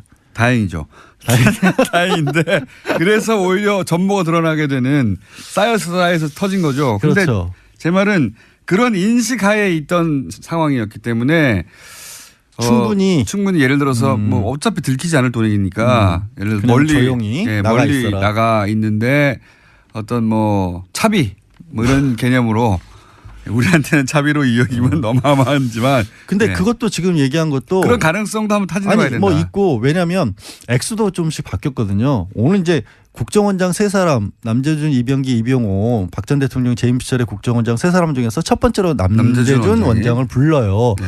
남 원장이 2014년 5월까지 국정원장으로 있었는데 그때까지만 해도 또 5천만 원씩 받았다고 하거든요. 네. 그러다가 이병기 원장으로 바뀌면서부터 1억 원으로 또 돈을 올렸다는 거죠. 네. 그러니까 그리고 받기 시작한 시점도 재임 하자마자 받은 게 아니고 3개월 정도 지나서부터 받기 시작했고 네. 그러니까 이게 글자 그대로 자기 마음대로 받았다는 거죠. 그리고 나서 그 돈을 쏜 용처 중에 딴 건 모르지만 밝혀진 것 중에 하나는 3인방한테만 3천만 원씩 명절 줬다는 거니까. 그거는 이제 그쵸 이제 떡값이네요. 네, 떡값. 그건 완전한 떡값인데. 근데 이제 그 떡값을 모두에게 주는 게 아니라 그 세 사람에게만 3천만 원씩 줬다는. 그 친한 사람이니까 정말. 믿을 사람은 셋밖에 없다라고 생각을 했으나 네. 요즘 분위기를 보면 결국 못 믿을 사람인 걸로 드러나고 있긴 하죠. 자기들도 살아야죠. 네. 네. 그러면 이런 지금까지 예를 들어서 그 3천만 원 줬다 또는 뭐 5천만 원씩 받다 1억씩 받다가 또 2억도 받고 용처를 알 수 없고 이럴 경우 현재까지 밝혀진 것만으로 적용할 수 있는 게 뭡니까? 국고손실죄는 명백해요. 국고손실죄. 네, 왜냐하면 국정원에서 돈이 빠져나간 게 맞거든요. 명백한 것이고. 명백한 거예요. 네. 1억 원 이상의 경우에는 국고손실죄 적용한다라는 형이 게 얼마나 됩니까? 그건? 판례로 나와 있고요. 그것만 해도 법정형으로 제가 기억이 안 나는데 보통 5년 이상은 나와요. 가능해요. 1억 원 손실이면 크니까요. 네. 네. 40억이면 뭐. 이건 뭐 어마어마한 돈이죠. 횡령죄 같은 경우에도 최근 경제사무는 7, 8년까지 나오거든요. 근데 네. 그것보다도 더 큰 돈이기 때문에 네. 그것만 해도 확실하고 또 그 돈이 뇌물이 아니라고 할지라도 많이들 얘기하잖아요. 뇌물죄가 걸리면 뭐 끝장이고요. 이건 본인은 뭐. 한 푼도 부정한 돈을 받은 적이 없다라고 했잖아요. 네. 근데 국정원 돈 그렇게 받아갔다는 게 나왔기 때문에 그 부분에 있어서는 더 이상 변명의 여지가 없어진 거죠. 그러면 이 3인방에게 적용되는 혐의는 3인방이 이게 좀 애매해요. 네. 그래서 아까도 이제 본인들은 어디서 썼는지도 모른다고 하는데 그렇죠. 본인들은 전달만 했다라고 하고 전달만. 있고 근데 검찰에서는 뇌물수수 공범으로 보는 이유가 3인방도 문고리였기 때문에 이들을 통하지 않고는 국정원도 부탁도 못했을 것이다. 그러니까 대통령이 가지고 있었던 막강한 인사권이라든가 권한의 일부를 공유하는 관계였다. 그렇게 봐서 뇌물로 지금 보고 있는데 공범으로 보는 네. 거군요. 법정에서는 좀 다퉈질 거예요. 그걸 알고 있으니까 이들도 우리는 용처를 모른다는 얘기를 하고 있고. 법률 검토를 했겠죠. 부르는데 미리. 그렇죠. 당연히 했겠죠. 그거야 당연히 했겠죠. 지난번 3분 때문에 제가 오늘은 시간을 많이 드리고 말할 기회를 많이 드렸어요. 네. 다음 시간에는 이런 거 없습니다. 양지열 변호사였습니다. 감사합니다. 네. 고맙습니다. 내일 뵙겠습니다. 안녕.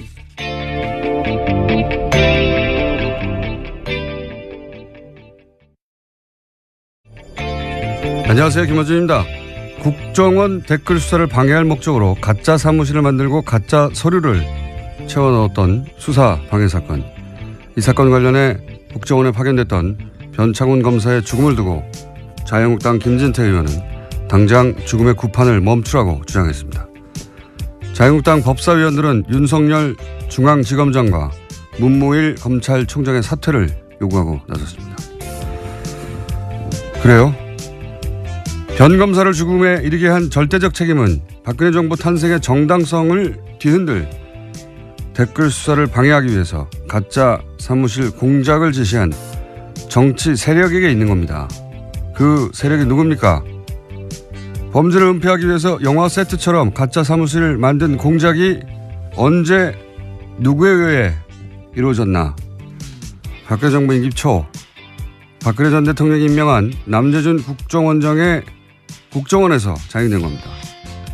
변 검사 죽음의 억울함을 그나마 풀어주려면 수사를 멈추고 검찰 수뇌부가 사퇴할 것이 아니라 오히려 멀쩡한 검사를 그런 말도 안 되는 공작에 동원했던 자들을 단 한 사람도 빼지 않고 모조리 차단해서 모두 엄벌에 처해야 하는 겁니다.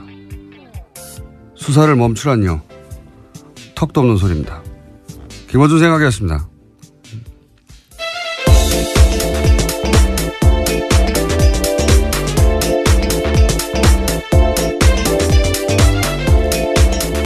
시사인의 김은지입니다. 자, 어제는 뭐 트럼프 대통령이 와가지고 아주 관련 뉴스가 폭포수처럼 쏟아졌어요. 네, 그렇죠. 너무나 많은 뉴스가 쏟아져서 몇 가지 저희도 다뤄야 되겠죠? 예. 우선 첫 번째 뉴스가 뭡니까? 네, 가장 눈에 띄었던 건 어제 정상회담 한 다음에 했던 공동 기자회견이었는데요. 이 자리에서 트럼프 대통령은 한국은 단순한 오랜 동맹국이 아닌 그 이상이다라고 강조했습니다. 그러면서 모두 발언한 다음에 취재진의 질의응답 시간 가졌는데요. 이와 같은 질문이 나왔습니다. 코리아 패싱이 불식됐냐라는 질문이 있었는데요.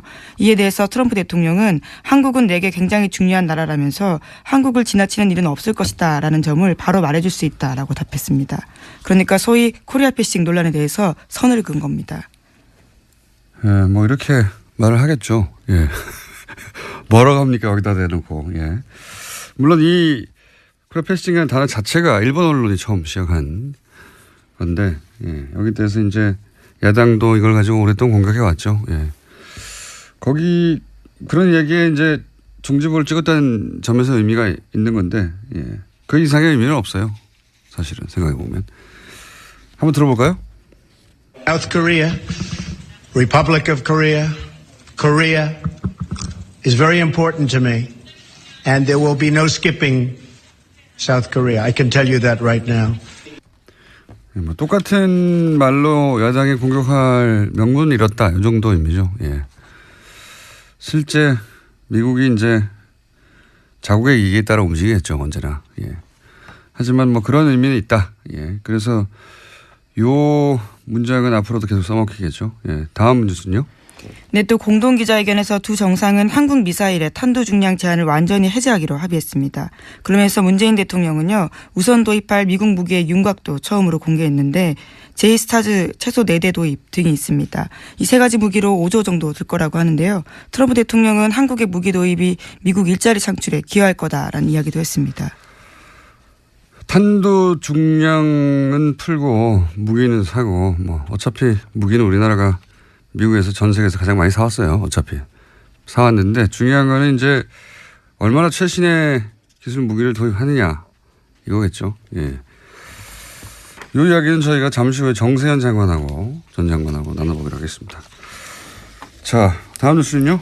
네, 또 계속해서 트럼프 대통령은 어제 한국 FTA가 미국이 좋은 협상이 아니었다라는 이야기도 했는데요. 이와 관련해서 문재인 대통령은 관련 협의를 신속하게 추진하겠다고 밝혔습니다. 미국 통상당국은 조만간 본격화될 개정 협상에서도 압박 수위를 높일 것으로 보입니다.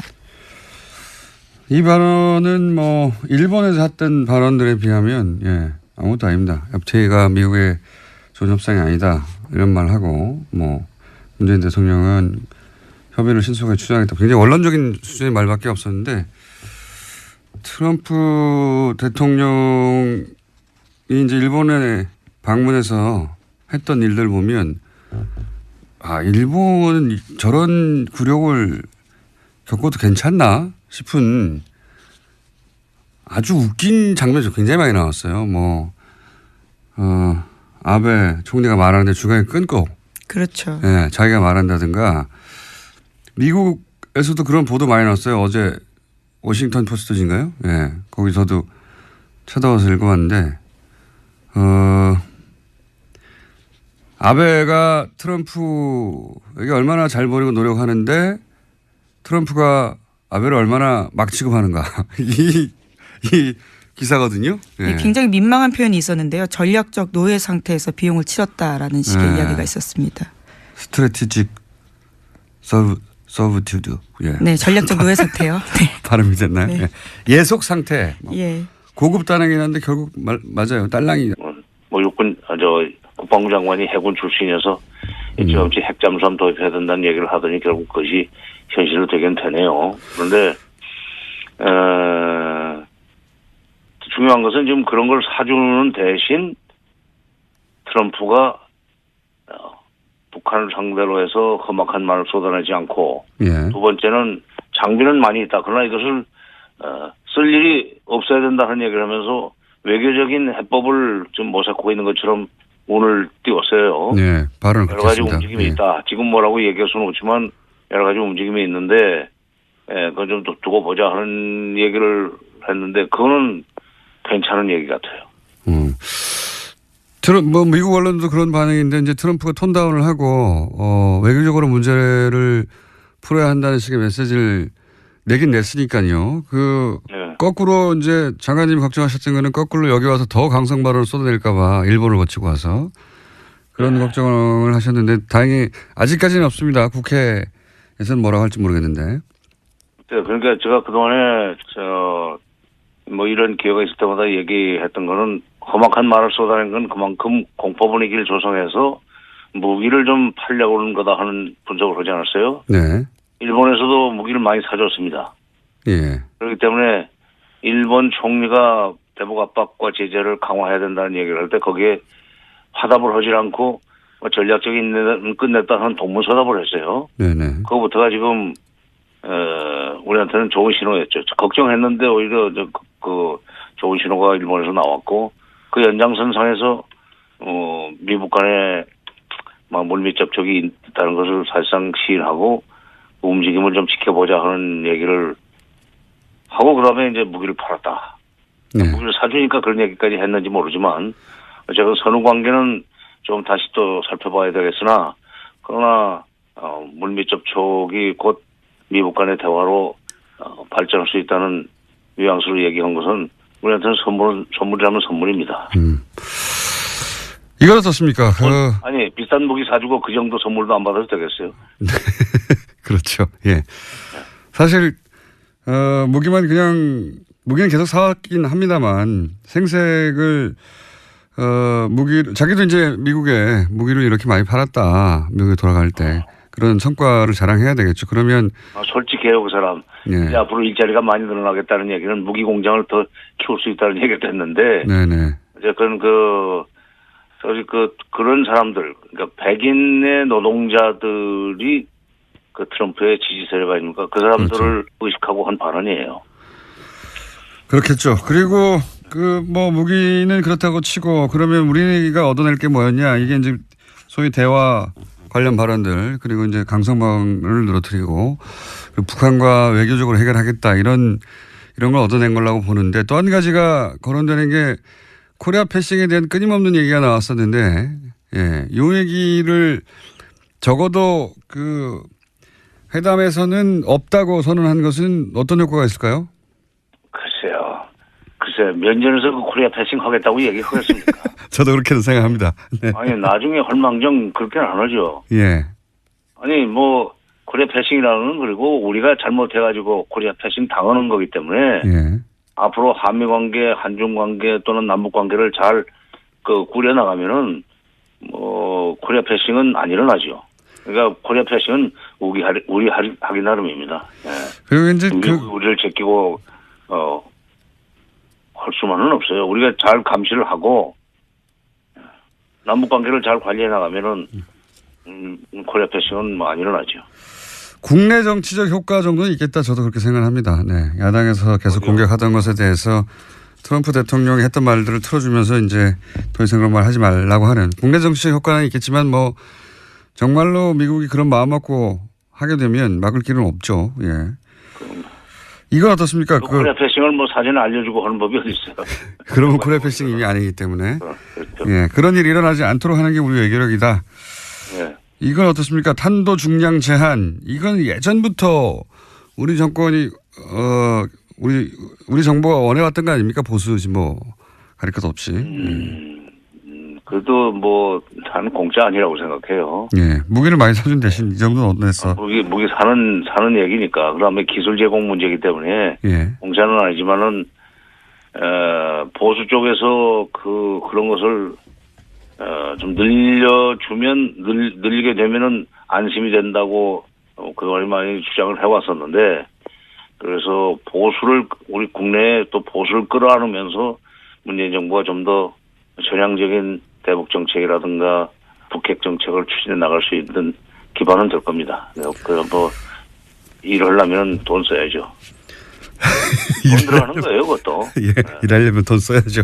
아주 간단하게 정리해 주셨는데. 예. 아니, 자식을 키우려면은 쓸 돈 안 쓸 돈 다 쓰면서 키우는 거 아니에요. 그러니까 나라를 운영하려면은 더구나 외교하려면 쓸 돈 안 쓸 돈 써가면서 한 걸음씩 앞으로 나가는 건데 그렇게 탄도 중량 늘리는 것도 무기 구매 또는 기술 지원 차원에서 이해를 해야 되는 거고 그렇게 해가면서 외교에서 조금 독자.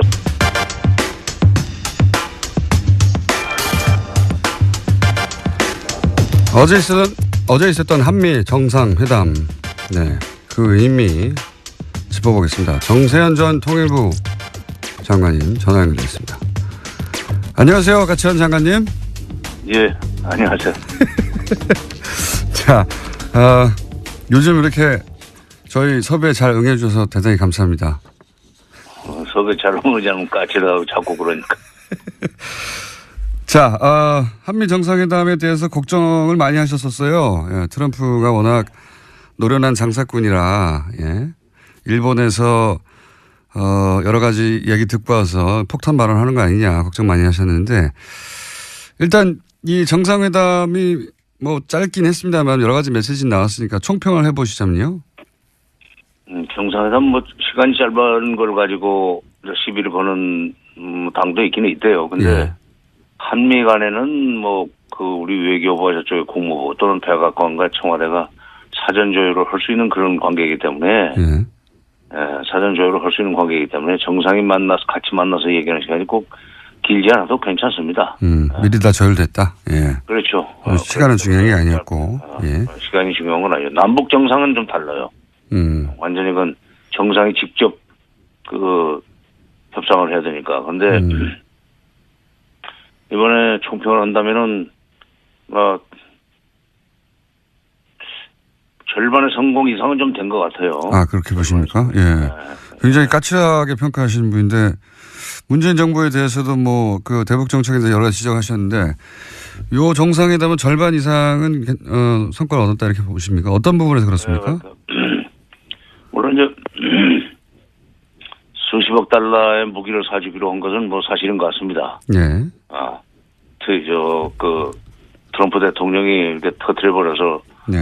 알게 됐지만은 사실은 같지만 이번 정상회담에서 그 공동 뭐 기자회견이나 이런 데서 나오는 용어들을 좀 보면은 예, 그동안에 대미 일변도 외교에서 좀 벗어난 거 아니냐 하는 생각을 합니다. 어떤 점에서 그렇습니까? 균형 외교는 아니다 하는 얘기를 이제 뭐 길게 설명했지만 네. 뒤에 가면은 외교의 지평을 넓힌다는 표현을 썼어요. 그렇죠. 예. 그 지평을 넓힌다는 얘기를 했는데 그거는 대미 일변도역에서 좀 벗어나가지고 중국과의 관계도 또 러시아의 관계도 또는 뭐 동북아 국가들과의 관계를 좀 더 활성화시켜야 한다는 그런 뜻으로 해석을 해야 될 것 같고, 그거는 그 31일 날 있었나요? 30인가? 31인가?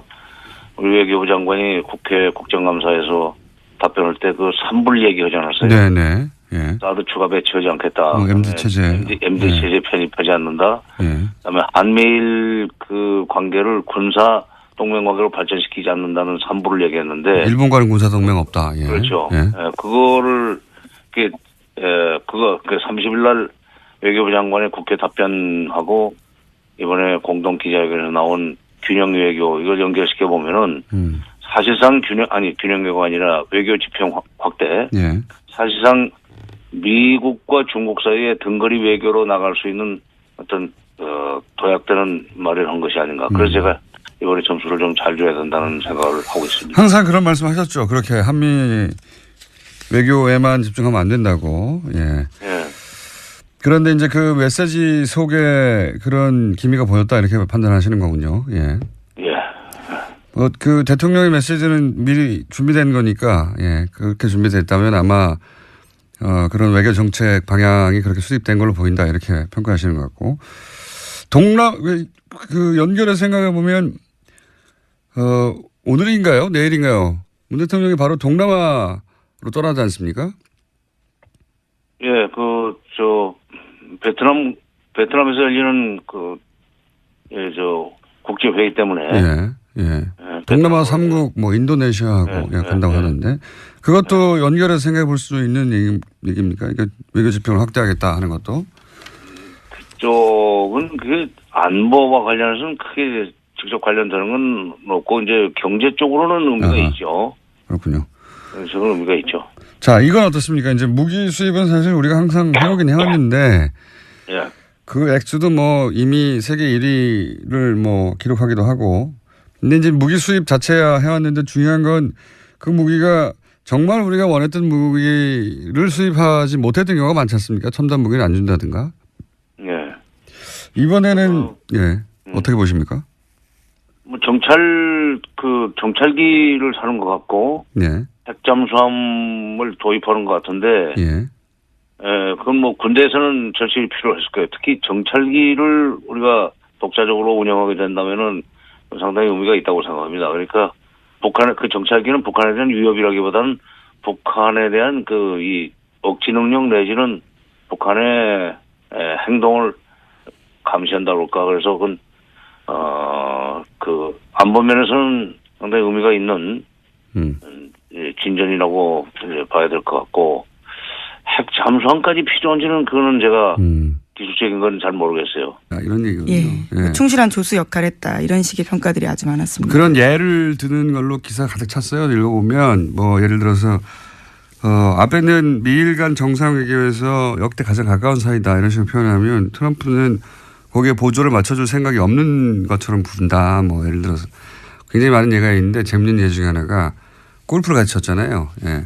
골프에서도 웃긴 장면 나왔었는데 골프를 같이 쳤는데 그 모자를 썼을 거 아닙니까? 예, 골프 그렇죠. 모자에다가 이제 쓰고 나서 둘이 각자 모자에 사인을 하는데 트럼프는 모자 챙 한가운데 너무 크게 썼죠. 한가운데 자기 이름을 크게 써버리는 거예요. 그러면 아베는 쓸 데가 없잖아요. 옆에 귀퉁이를 조그맣게 쓰는 거예요. 사진 봤는데 정말 웃깁니다. 기사 제목 자체가 트럼프의 충실한 조수 역할을 하고 있다. 로얄 사이드킥 뭐 그렇게 표현했고요. 하여튼 뭐 기사 자체를 보면 야 이거 너무 이 기사 보면 일본인들은 정말 아베 정부를 규탄할 것 같다 싶은데 그런 말은 일본에서 안 나오고 있습니다. 하여튼 접대해봐야 소용없다. 트럼프는 그냥 실무적이고 제대로 격식만 갖춰져서 대접하면 된다. 정확하게 필요한 거 계산해서 주고받는다. 이런 겁니다. 하여튼 관련해서 미국 언론에서도 트럼프가 한국에 가서는 톤다운 했다 뭐 이런 얘기가 나오죠. 예, 물론 오늘까지 일정이 있기 때문에 아직은 봐야 되겠지만요. 이제까지의 말폭탄을 터뜨렸던 전례에 비하면 어제 한미 정상회담 결과에 대해서는 미국 언론도 트럼프가 매우 자제했다라는 평가 내놓고 있습니다. 오늘 뭐 국회 연설만 넘어가면 폭탄은 터뜨리지 않고 갈 것 같아요. 개인적으로 관련 뉴스가 많은데 이 정도 하죠. 뭐 중요한 건 이 정도인 것 같은데 개인적으로 흥미로웠던 장면 두 가지는 하나는 친박단체가 트럼프 방문에 뭐랄까요 이 한미 정상회담에 기여했어요. 성조기와 태극기를 같이 흔들었죠. 네, 박근혜를 외쳤다고 하긴 하는데 어차피 뭐 트럼프 한국말 모르니까 자기가 환영한 줄 알겠죠. 굉장히 기이한 방식으로 한미 정상회담을 친박단체가 도왔다. 두 번째 제가 흥미로웠던 장면은 기사를 보다가 왜 박효신 씨의 야생화인가 이거 궁금하지 않으셨어요? 네, 환영 만찬에 불렀던 노래죠. 그래서 제가 기사를 찾아봤더니 어려운 상황에서 양국 관계를 아름답게 발전시키자 그런 의미를 담았다는 거예요. 이게 무슨 소린가. 개뿔 이런 생각이 들어서 제가 청와대 관계자한테 연락해가지고 이게 무슨 소리냐 왜냐 그랬더니 바쁘다고 딸랑 얘기한 게 가사를 음미하면 알 수 있다는 거예요. 그래서 음미를 해봐야 되고요. 북핵과 한미 외교가 걸린 중요한 가사거든요. 그래서 제가 가사를 음미하고 잠시 저희 해석을 제가 이게 첫 가사가 이거예요. 하얗게 피어난 오름꽃 하나가 얼음꽃 하나가 달가운 바람에 얼굴을 내밀어. 무슨 뜻인 것 같습니까? 제가 이렇게 쭉 음미를 하다 보니까 한 몇십 번 들었거든요. 그렇게까지 공을 들여서. 왜냐하면 이게 중요한 노래라고 하니까 가사를 음미하면. 하얗게 백인입니다. 트럼프예요. 그러니까 개인적인 다 해석이신 거잖아요. 그렇죠? 작사가는 전혀 의도하지 않았던. 그런 거는 물어볼 시간이 없을 거예요. 그분은 어제 공연했기 때문에. 하얗게 백인 트럼프. 피어난 얼음꽃, 피어난 버짐입니다. 겨울에 하얗게 핀 버짐. 낮은 지질 북핵 문제, 피부 트러블이 생긴 거죠. 그 다음에 이제 달이 뭡니까? 문재인 대통령 아닙니까? 별명. 예. 의문의 여지가 없죠. 가운. 의사들이 입는 옷이죠. 가운. 너무 심하신 것 같은데요. 지금 거기에 그렇게. 그래서 문재인 대통령이 가운을 입자 버짐 치료를 해서 얼굴을 내밀어. 예. 정확한 해석을 해보고요. 다음 그래서 쭉 하다가 또 있네. 청와대 관계자가 당황할 것 같습니다. 이렇게 해석하시고 한 줄기 햇살에 몸을 녹이다. 그렇게 너는 또 한번 내게 온다. 예. 햇살 이거 햇볕 정책이죠. 작사가가 전혀 동의하지 않은 해석이라고 여러 차례 말씀드려야 될 것 같은데요. 햇볕 정책 때문에 문재인에게 온다 이런 얘기고요. 그리고 뭐 사랑의 피고 타버리는 불꽃 뭐 이런 거. 타버리는 불꽃 이건 뭐 문자 그대로입니다. Fire and Fury. 네, 화염과 불꽃에 대해서 이야기했습니다. 꺼지는 거죠. Fire and Fury가 여기 와가지고. 예. 나머지 가사 또 여러 가지가 있는데 각자 해보시고요. 예. 굉장히 좀 어려운 대목이 하나 나와요. 요거만 제가 서비스 하나만 더 하면은 메말라가는 되게 잘했어요. 메말라가는 게 온몸이 타들어가고 이게 좀 어려웠어요. 제가. 뭐냐면은 이 발사체 입장을 표현한 겁니다. 발사체. 우리가 이제 탄도 중량 무제한으로 합의를 했잖아요. 그동안에 사거리가 짧아가지고 발사체들이 도달하지 못하고 목적지에 꺼져버린 발사체의 애환 이런 으로 표현한 거죠. 김어준 공장장의 지극히 주관적인 가사 해석이라고 보여야 되겠죠. 저는 이 노래를 듣고 미사일 중량 해제를 예상했습니다. 여러분도 각자 해보시고 예 가사가 중요하다고 하니까요. 아니 가사가 중요하다는데 아무도 해설을 안 해줘가지고 심심해가지고 한번 해봤습니다. 여러분도 각자 버전을 저희한테 보내주시면 소개해드리겠습니다. 자, 다음 뉴스는 뭐 있습니까? 네, TV조선이 계속해서 이건희 삼성전자 회장의 건강이 호전되었다라는 보도를 하고 있는데요. 혼자 휠체어에 앉아있는 모습 등을 내보냈습니다. 이에 대해서 삼성 서울병원 쪽에서도 건강 상태가 호전된 것은 사실이다라고 밝혔다라고 하는데요. 인지 능력이 서서히 회복 중이라고 주장하고 있습니다. 이게